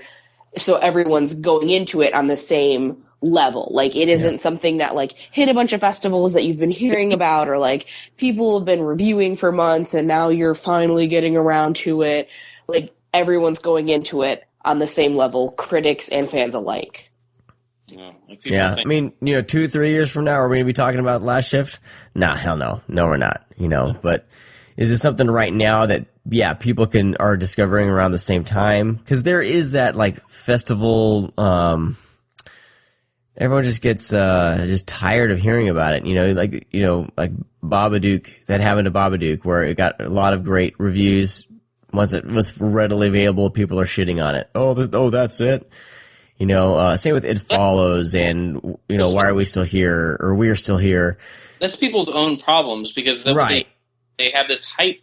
Stop fucking, like, they promote the movie because, you know, I'm a culprit of that too. Like, we fucking love the movie. We talk about it because the more you talk about it, the more people listen, the more people are going to check it out when it hits. Yeah. But that mean, like, I mean, obviously there are some people that are like, this is the best movie ever made. And that kind of gets, you know, really boring. And I understand, like, it has, like, Taking a Deborah Logan, you know, where it just kind of comes out of nowhere. People discover it themselves. But, you know, it's just like Taking a Deborah Logan is extremely well made and really terrifying at times. I just didn't get that with this. And maybe that's the reason why. It's because certain people were scared from it, obviously. And it made a lot of top 10 lists. People thought this movie was scary. However, I personally, I thought it was just dreadfully boring. I think but I do think that because no one really knew anything about it, that does also greatly influence how a lot of people are responding to it, because they're going in with, we now live in a world where it's next to impossible to know absolutely nothing about a film. Yeah. I mean, even if you haven't read a review, you've, seen a poster or seen like a Deadline fucking post about it or a trailer or something. But if you've seen or heard absolutely nothing, like then it brings out that kind of sense of nostalgia of being, fucking 9 years old at the video store and picking something based on the box art alone and watching it. And even if it's shitty, you like it. Like, we all did that when we were kids, and there are so many movies that we love that we probably go back and watch now, and we're like, this is garbage, but we have these fond memories of, like, oh, I picked this on the cover art alone, and that's what we did with this movie, is that we went on Netflix, and we had never heard of this movie, but we saw that cover art of that dude's face with a pentagram carved in it, and we went, holy shit, what is that? Yeah. I gotta watch it. And then we watched it, and we were like, oh, this is so cool. We love it. But we're gonna revisit it in 3 weeks and go, what the fuck were we all thinking? Yeah. Brad, Probably, maybe you're just a little smarter than the rest of us. What do I know? I will agree with you on, to go kind of off topic for a second, there is that mentality of, something that you said, Sean, is that people discover it by themselves. No one's telling them to do it, because it's one of those things that I've been at festivals, and bloggers and critics are guilty of this, and I actually tweeted this the other day. Said as soon as a movie plays at a festival, everybody comes out and is like, this happened with It Follows. People come out of there, their faces glowing, they're like, holy shit, oh my god, this is like if Carpenter made a movie when he was like, 19 years old, it's so fucking good, the soundtrack, blah, blah, blah. And then, after the festival's over and everybody's talking about their top 10, then half those people change and they're like, oh, that movie was okay at, the slightest. It was just okay. And then by the time it's released and then the general public sees it and they're like, oh man, that movie's really cool. That same person is like, I don't understand how the fuck anybody likes this movie. Because we're in a world where people want to have that, where they discover it on their own, and once other people start liking it, then they start shitting on it for some weird reason. And yeah, I'm calling some people out on that, and that is kind of, gut punching in a way. However, that's how it is. So maybe in that aspect, I can understand why people, because would like The Last Shift, because this is a festival movie, it feels like. This looks and feels like it would play well. It'd be a safe choice for festivals. Mm-hmm. And it never went there. It just ended up on Netflix and like the Taking a Deborah Logan. We hate found footage, but everybody likes Taking a Deborah Logan. Last Shift pops up. Everybody seems to like it. Which I think that the exclusivity is maybe affecting films these days, and seeing it first before anybody else, people are getting jealous. So therefore now the movie has to live up to something because, hey, I've heard about this movie for a year. Oh yeah, sometimes 2 years. Yeah, and it's one of those things where, it's awesome for festivals to, have movies out there, but sometimes it does take too long. But honestly, I think it's putting this thing in people's heads. Like, people need to come. Like, it's not the festival's fault or the people there. It's that people are taking hype personally, and now they're feeling it's a waste of their time when they watch a movie. And that's kind of getting to me. It's like, why do you listen to so much hype? Somebody likes the movie. You go in with it just thinking to yourself, did I like this movie? Didn't I? Not like, I don't understand why people like this movie. That's not the thought to have after you watch something. I'm not watching Last Shift and be like, oh, why do people like this? No, I was curious why it was on people's a lot of top 10 lists. But after having this conversation, I kind of see why. Yeah. I don't think it's top 10 list worthy at all. But as far as, a decent fright flick, like, yeah, it's fine. It's fine with me. And it's a one time too. It made my honorable mention. Like, I'll never. Like, yeah. I fully admit that it made my honorable mentions list because, cool. I did enjoy it. I really did. But Let Us Pray also made my honorable mention list. And that's the other thing too that's so crazy to me is that those both of those movies both came out like right around the same time. In the same month or something like that. Yeah, and they're so similar. And it's like but it's such like a weirdly specific thing to focus on, is like a female rookie cop on like her first night at, kind of the worst, patrol station in town, and weird stuff happens. Like, that's such a weirdly specific subgenre, and 2 films came out the same time with leads that are like very similar in appearance. Did this play like, that's at weird. any festivals? I don't think so, because no one was really like, when it came out, no one was like, "Oh yeah, I saw that back at a fest." Because usually when something like that happens, that's the first thing that some dipshit wants to start bragging about. I liked that movie way before you did. Exactly, and I didn't see that anywhere, so I don't think that it did. I think that it just kind of popped out of nowhere. The only place it played at Fright Fest in 2014 in October, and then finally released in October of last year in 2015. So yeah, I mean, and it played in Let Us Pray I think premiered at Fantastic Fest in September. So yeah, the movies were made at the exact same time. That's crazy. Wow. Yeah. So it's like I gotta watch Let Us Pray. You should. Henrietta McIntosh is in it, and then what's his nuts from Game of Thrones. Cool. Can't think of his name. I was going to try to get these, because I figured these would be a good, fun double feature, but I didn't get to the second one. Yeah. But, cool. I think we've said our piece about Last Shift. I mean, when I first saw it, like when I saw the cover, and I immediately like texted somebody, I was like, "What is this?" I put out the call, like, "What is this?" It's a hell of a good cover. That cover, it's a great cover, yeah. So, it intrigued me. Yeah. Well, based on this conversation, if you guys want to check it out, it's on Netflix. Let us know what you think, because I mean, I know I'm in the minority on that one, because I literally haven't. I don't think you're in the minority. No, I haven't heard anybody shit on it. I haven't heard anybody say they didn't like it. I've seen kind of middling reviews about it, but everybody on Killer POV liked it, right? Yeah. Yeah, they all liked it. Yeah, I thought I didn't remember them saying anything bad.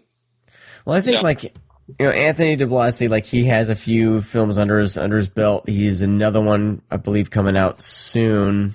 Who knows with these kind of independent horror flicks, like when we'll actually see it. Well, he's always working with his wife. His wife is starting to do. Okay. His newest film is going to be Most Likely to Die, but I don't know. I don't see a release date on that. But I don't know. I mean, there's a little 10-minute kind of little piece on the Blu-ray that has them talking about the movie, and you can tell he's a passionate filmmaker. He's not just trying to paint by numbers or anything like that. He's generally like a genre fan, so he's on my radar. At least to give his next film a shot, at least. So yeah, well, I've given every film. I will give his next one a shot too. I mean, I'm not gonna stop watching his movies. Just he really obviously he's making movies that people like because he keeps making them. They're not doing anything for me just yet. I guess because it's just they're too familiar. Yeah, well, you've seen a shit ton of movies, so I can see how that can happen. With Condemned. Condemned's not a bad movie, but I imagine a lot of people will like it when they see it. It's just, I don't know. Sometimes you can do the same thing over again, and it's still, and if it's done well, I don't mind. But it just feels like these things are slapped together because it's movie lovers making movies for movie lovers, and sometimes that always doesn't work. Yeah, it's like Harry Potter. Harry Potter is nothing but a giant mashup of every fantasy fan service that you can think of. It's just intertwined into one giant story. That's all it is. And therefore it's amazing. Exactly.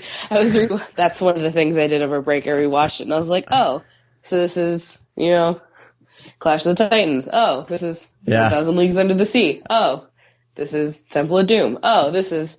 God damn it, J.K. Rowling, you're a genius.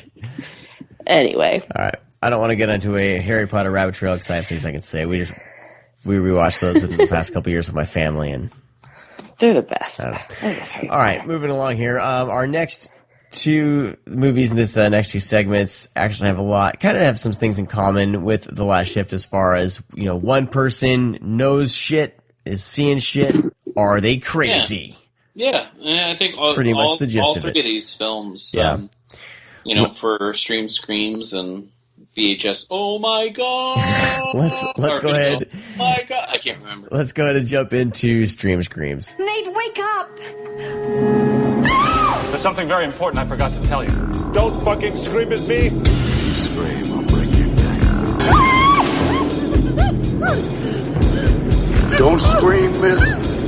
Don't scream.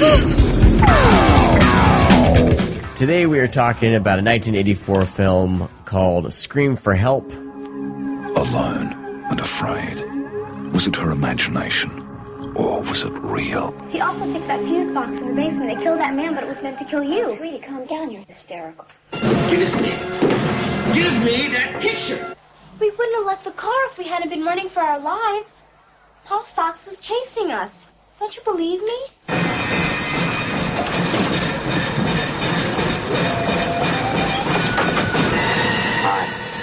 I'm upset because my stepfather just tried to murder my mother. Oh, shit. Next time you hear me coming, it's to kill you. You're accusing the man I married of trying to murder me.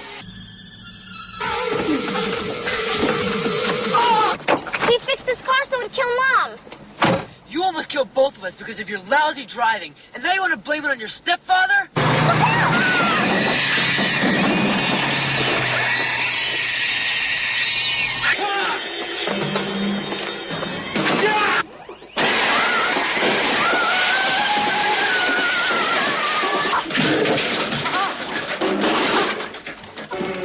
Time to die, sweet child. Christy knew their secrets, but nobody believed her until it was too late to scream for help. Brad, of course, is the mastermind behind these segments here, and he's the one programming these segments. This is directed by Michael Winner. Michael Winner, yeah. And filmmaker, just saying that. I mean, Michael Winner is a freaking badass. Yeah. So, you have to have a name like Michael Winner. Death Wish.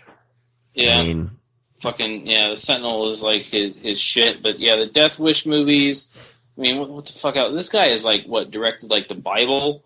That was a joke. But yeah, wasn't a good one. The Mechanic.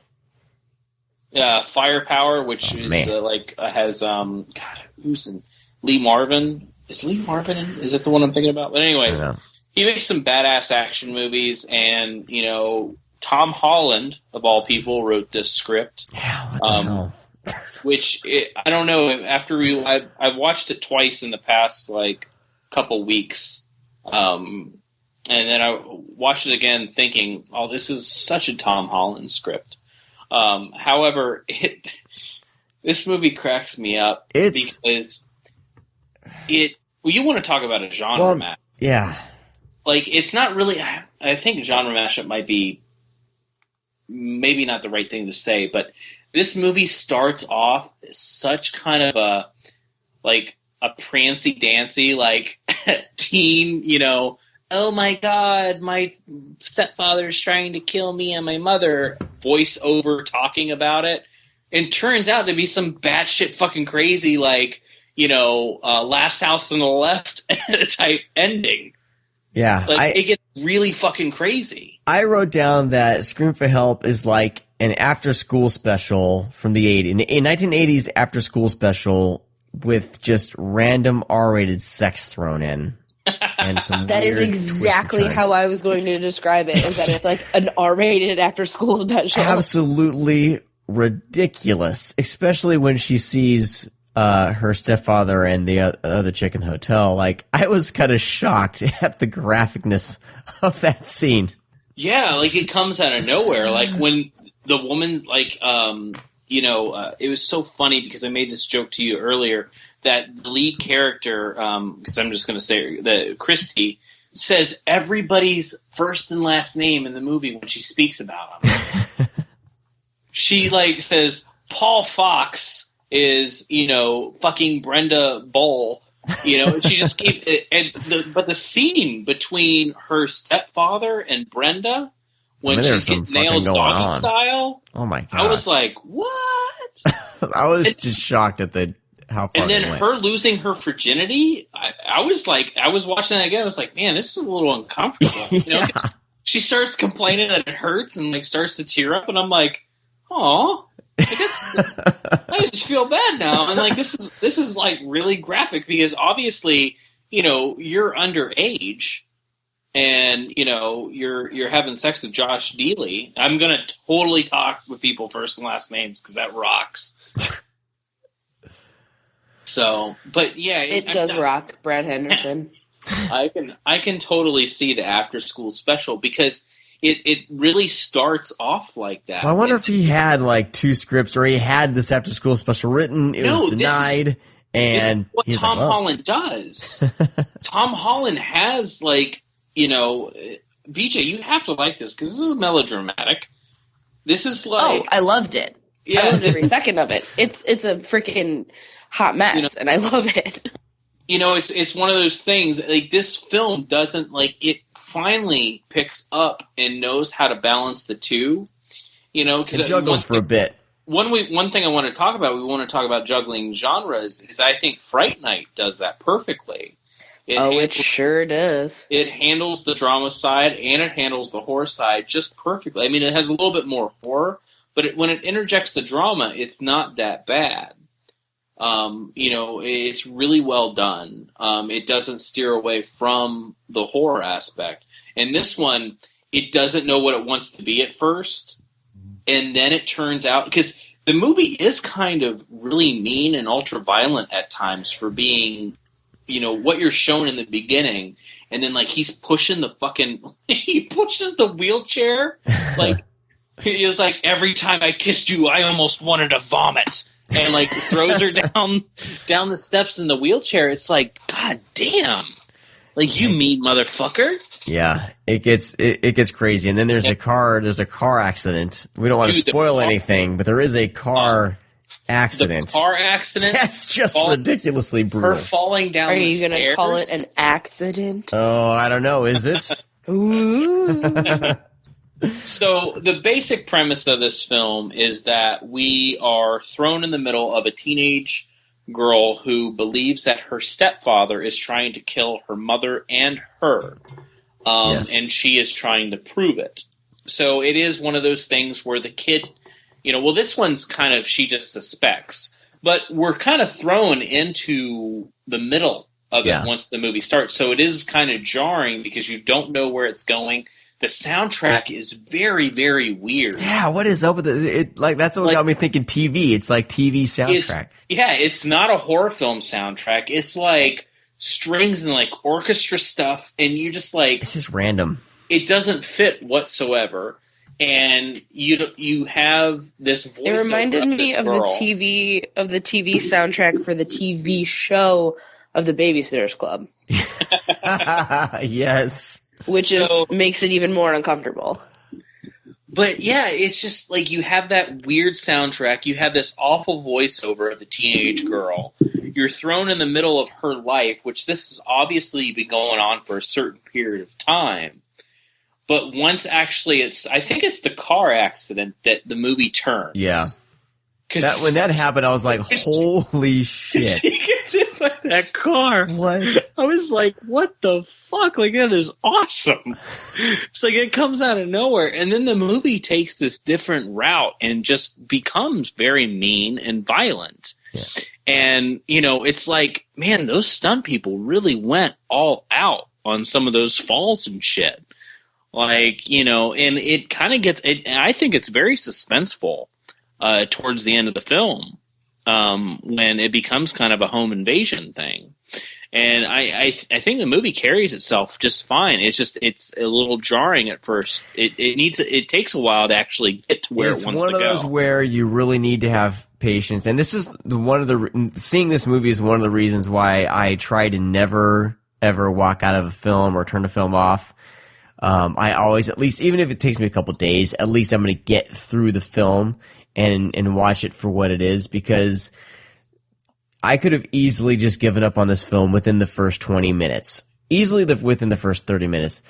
But once it takes a turn, it's and very easy to give up. it gets, even if it's not that great, it gets really, really entertaining. And I think that it's this, and even Last Shift, and the next movie we're going to talk about, it's kind of, you know, if you're willing to not just give up on a film and get through it, I think you'll be rewarded. You know, whether or not the whole film's great, that's to be debated. But at least give a film a chance. And if it ends and you hate it, you hated the movie. That's fine. But I think if you give up on a film too early, you could miss out on some gold. Which, oh my gosh, there's some gold in this film. That's the one thing with Tom Holland in his scripts, is that when he really knows how to churn it out. Like stuff like with Class of 1984. Psycho 2 is an amazing sequel to, such a historic horror film.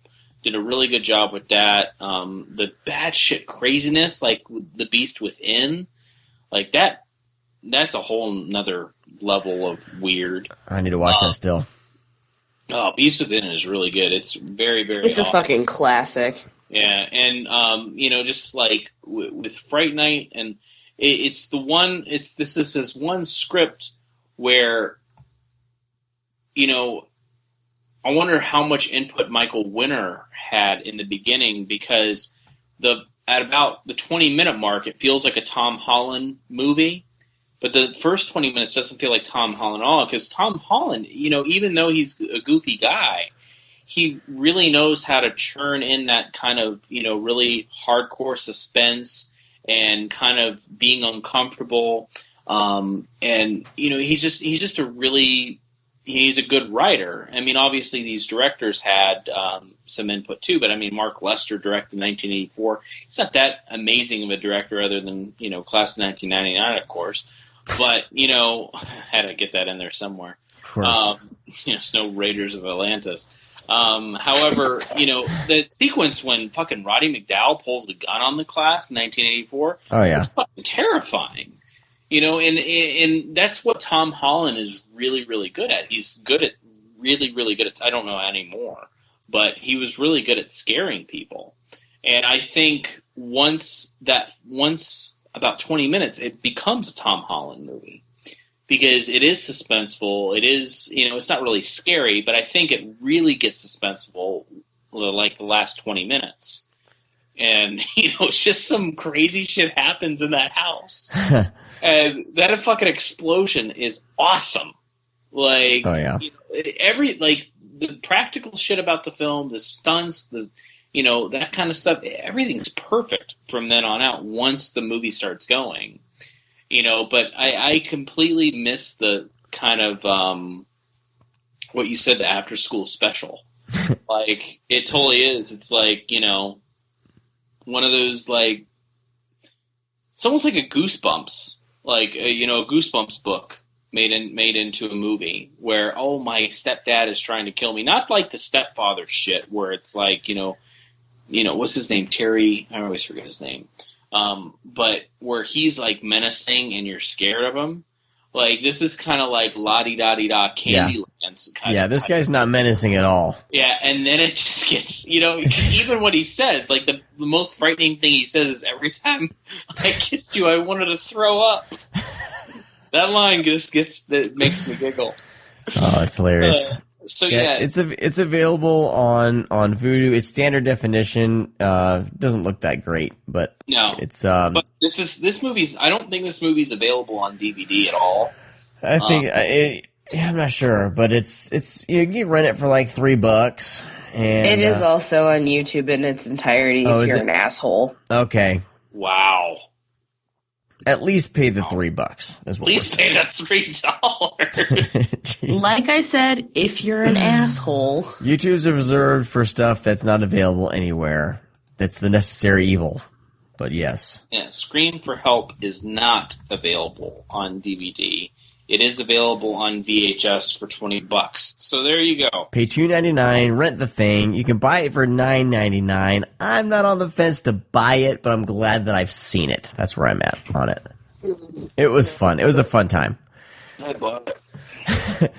Cool. Well, let's jump into this next segment here, because there is definitely some similarities again with this next one. Let's talk. Jumping into VHS. Oh my God. The key. Well, here we are at last. Right where we ought to be. Video. Oh my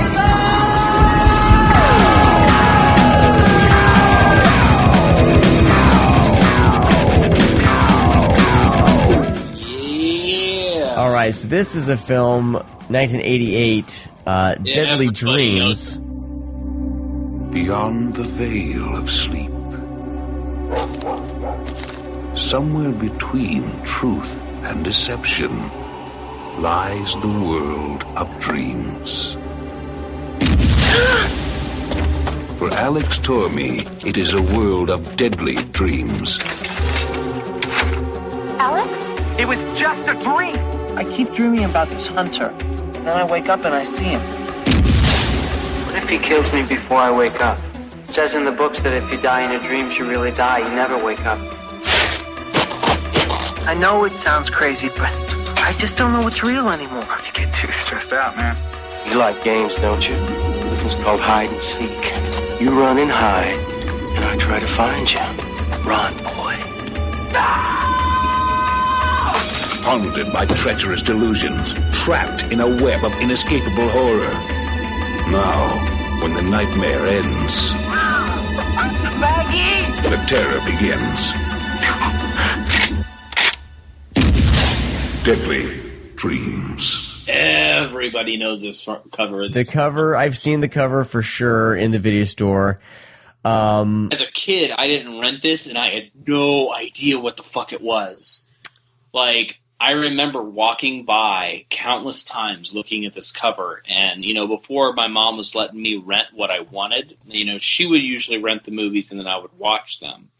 However, there was a few things that I kept seeing the covers of, and I knew my mom would never rent, like, The Boneyard or, Blood, was it Blood, not Blood Farm? God, what is the fucking name? But anyways, what is the name of that fucking movie? It has, like, the guy on the front, he's got, like, an eyeball. God damn it. But anyways, it's one of those, like, really, like, eerie covers because you looking at that, you don't know that's a fox mask. Right. It looks like some kind of fucking demon. Yeah. And it terrified me. And then finally I got around to watching it. And it's a fox mask. It's a wolf. A wolf, yes. Is it a wolf? Sorry. Yeah, it is. I think it is a wolf. I almost gave up on this one. I was and you're lucky very close. How do you give up? Because the beginning of the movie when Alex's like family is murdered. Well, yeah. Well, that happens. So it's very unsettling. So basically, like when he witnesses his family get murdered by a guy in a fox mask, and that comes back to haunt him, and he has a lot of nightmares about it. And it's like these nightmares just keep happening. You don't know what's real or what's not. And I think I just kind of like stopped giving a shit. And then I shut it off for the night. I went to bed. I slept on it. And then the next night I resumed. And from there on out, it just got more and more just batshit crazy with the twists and turns that it takes. Because it turns into kind of a mystery thriller, kind of whodunit. And I was actually surprised with a lot of the little twists and turns. And it just made me laugh because this main actor, Mitchell Anderson, who plays Alex, he's all about showing off his pecs. Yeah, I don't think he has a shirt through the movie. Did we mention what the title of this was? Did I? Deadly Dreams. I don't think so. I think we just started talking about it. This film's called Deadly Dreams, people. Yeah, we're talking about a movie called Deadly Dreams, directed by a lady, by the way. That's why he's shirtless.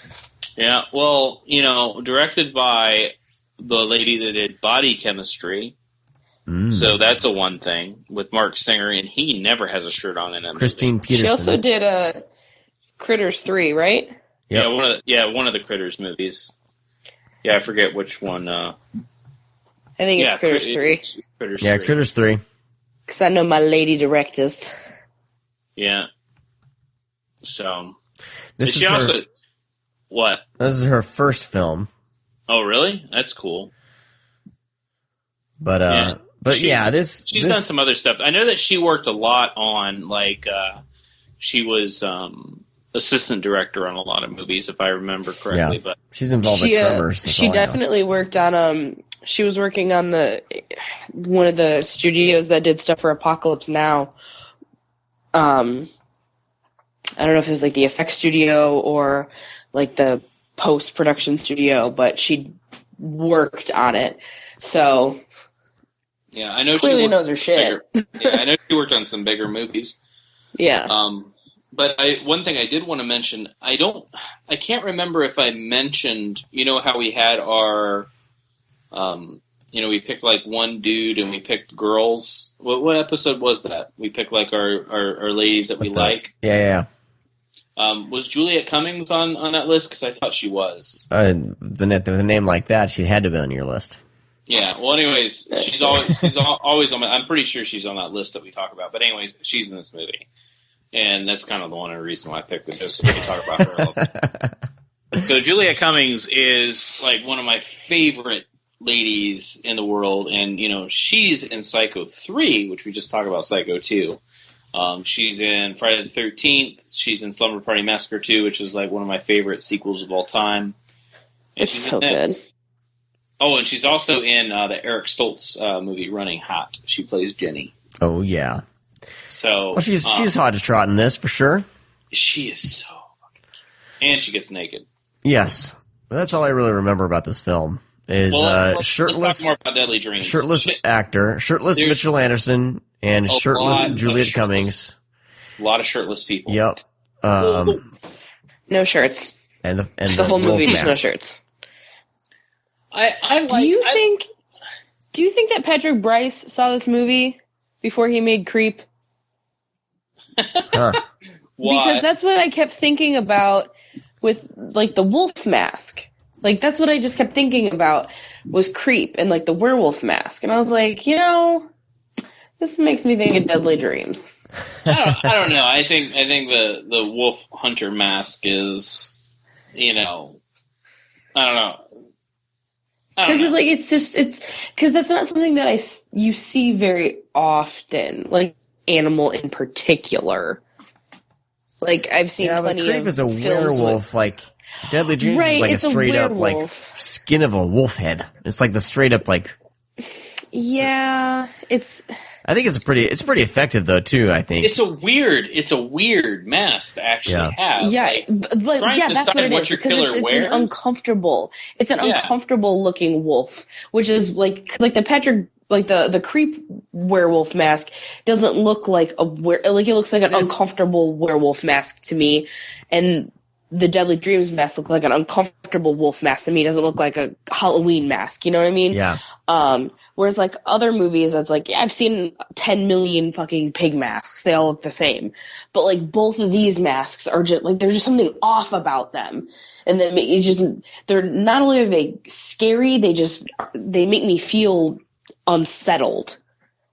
I don't know. I think it's a ballsy move, because obviously it didn't work because the movie didn't really go anywhere. It didn't make any money. It's not available. I don't think it's the wolf mask's fault.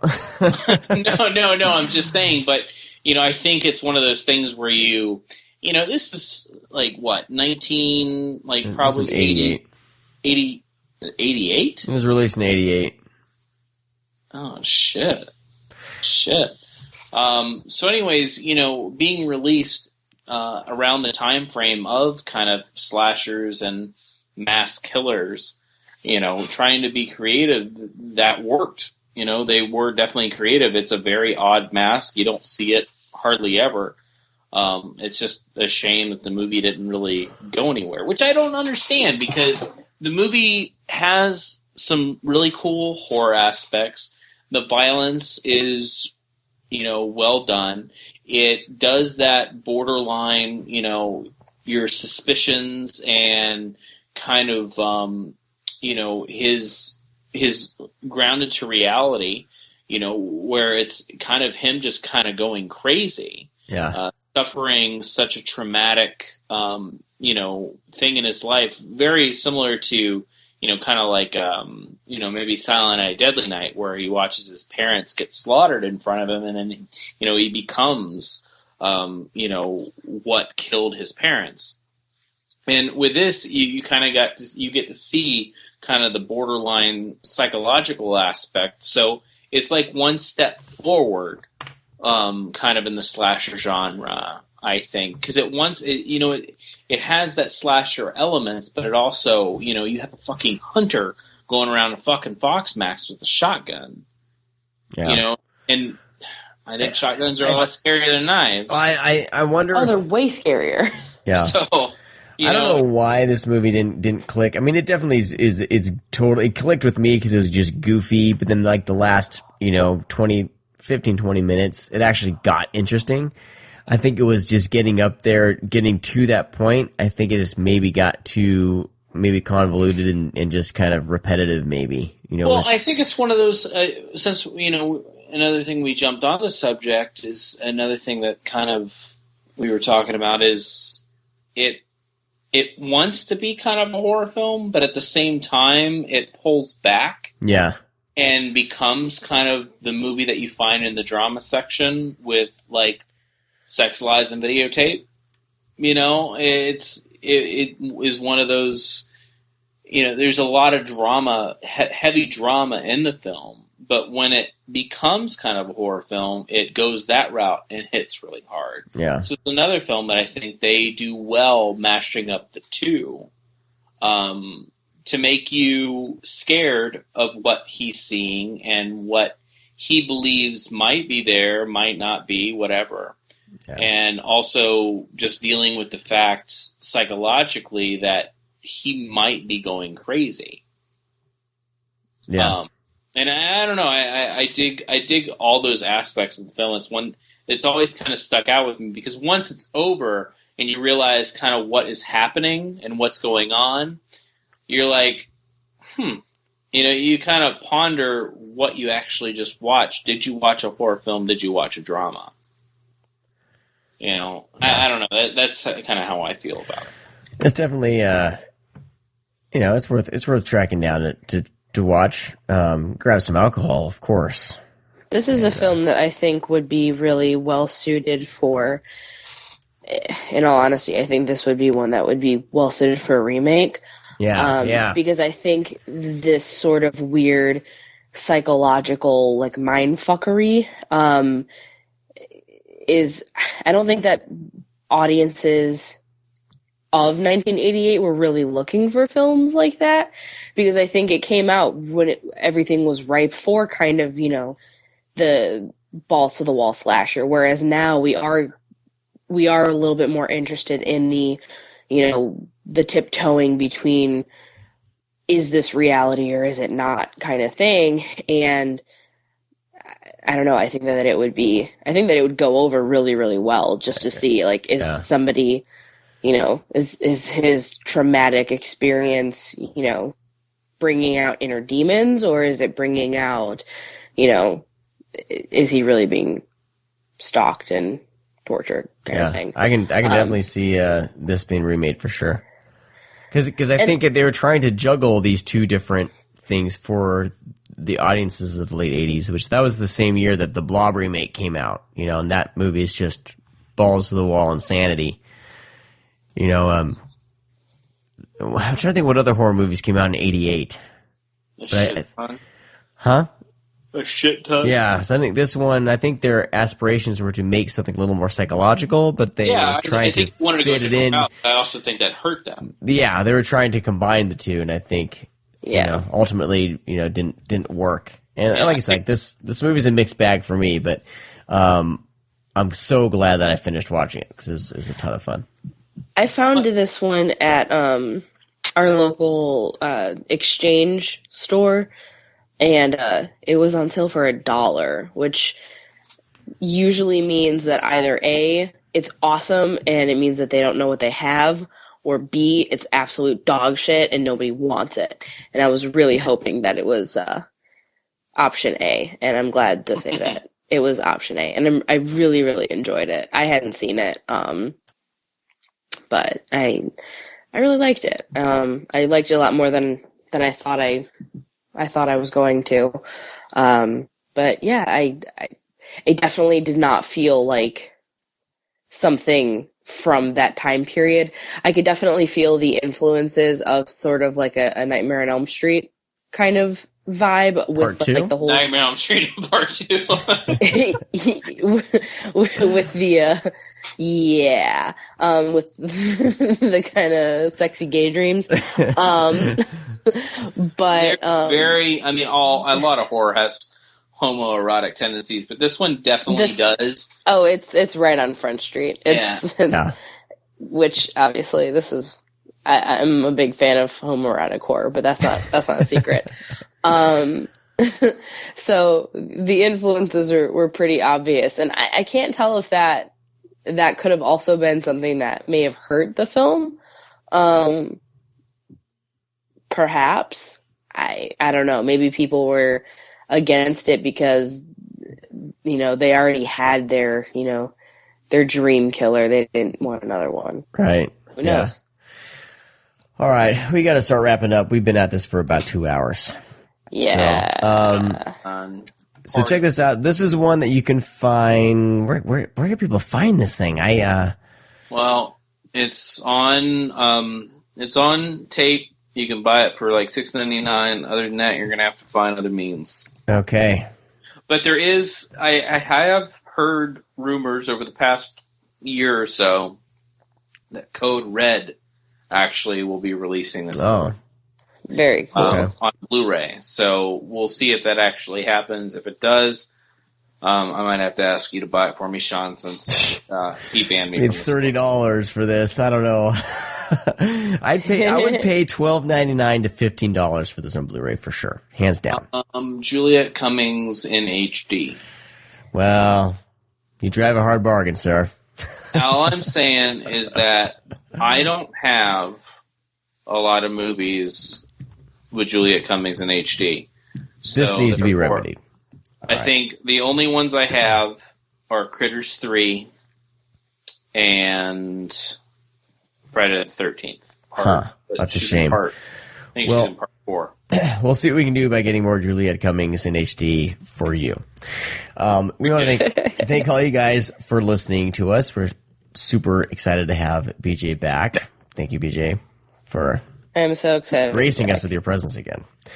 I've missed you guys. Quick plug for myself. I'm going to be on a podcast called The Smell of Music. Oh my God. On Wednesday, so tomorrow. Gross. This should post on Tuesday. We're talking rapcore. Rapcore? Oh, yeah. That's the whitest thing you could have ever said. Oh, man. What they do is they pick a genre and they talk about it. They have a guest. The guest chooses the playlist, and they basically listen to the playlist and all basically cringe together. It was a really fun time. So that'll be up on Wednesday. I don't know if they have a website or not. They have a Facebook, The Smell of Music, and you can just type in The Smell of Music on iTunes and you can find the show there. The Smell of Music, if it's rapcore, sounds like it would smell like Faygo. Probably. Oh man, I was cringing with some of the songs that I chose because I used to like. I basically chose songs that I used to love and didn't really listen to them at all. And can you just name one? Huh? Can you name one that's not on this? Hey Bartender by Head PE. Wow. Which is a lot more rapey than I thought it was when I initially Did you wear your fedora hat? I wore my Junkos for the occasion. You wore your fedora hat while you listened to it? Yeah, fedora hat and Junkos. Junkos? You mean Jinkos? Jinkos, the JNCO, whatever. It's Brad, we already know. Jinkos? I don't know. Brad, we know that Sean doesn't know how to read. We don't. I always said Jinkos. Okay. I don't know. JNCO. There's no vowels. There's a vowel at the end. That's it. You were doing so well on this episode, and you just totally fucked up right there. Hey, I'm not perfect. So, are you saying all through high school you called them Junkos? Junkos. Oh, no. I was in Iowa. We didn't know any better. Oh, Junkos? Sean. Jeankos? I don't know. Junkos. I don't give a shit. That was the 90s. Who gives a crap? All right. And with that, everyone, check out our sponsors. 16. CoffeeShopOfHorrors.com. Buy their shit. Use the code ScreamCast. And then, of course, go to GrindhouseVideo.com and use the code ScreamCast10 when you order from them. It's really not that funny. It's pretty funny. Yeah. All right. I was born in 1990. Even I know how to say the word right. The fad lasted a year. I didn't really. It's coming back. Oh God, I know. Back. It's coming back. Mallcore kids wear them. They sure do. Well, Dude, I see pictures from that time in my life, and I'm like, what the fuck? I need to find those and send them to you guys. You guys would die. Wait, you actually own? You actually own Junkos? Yes. And I had bleached blonde hair. Oh man, that's even worse because you actually owned it. I listened to rapcore and skacore. You didn't listen to rapcore. You listened to Head PE. POD, POD, Head PE. All those that's right, because you were down with the GOD, so of course you listened to POD. Limp Bizkit, but I kind of felt weird listening to Limp Bizkit because they were so evil. All right, with that. We're going to sign off. All of you guys have a great week. Talk to all of you next week. Bye-bye. Bye. See ya. Bye. Sean, you're the best. Oh, shit. Okay. Oh, don't tell me you're leaving. The party's just begun.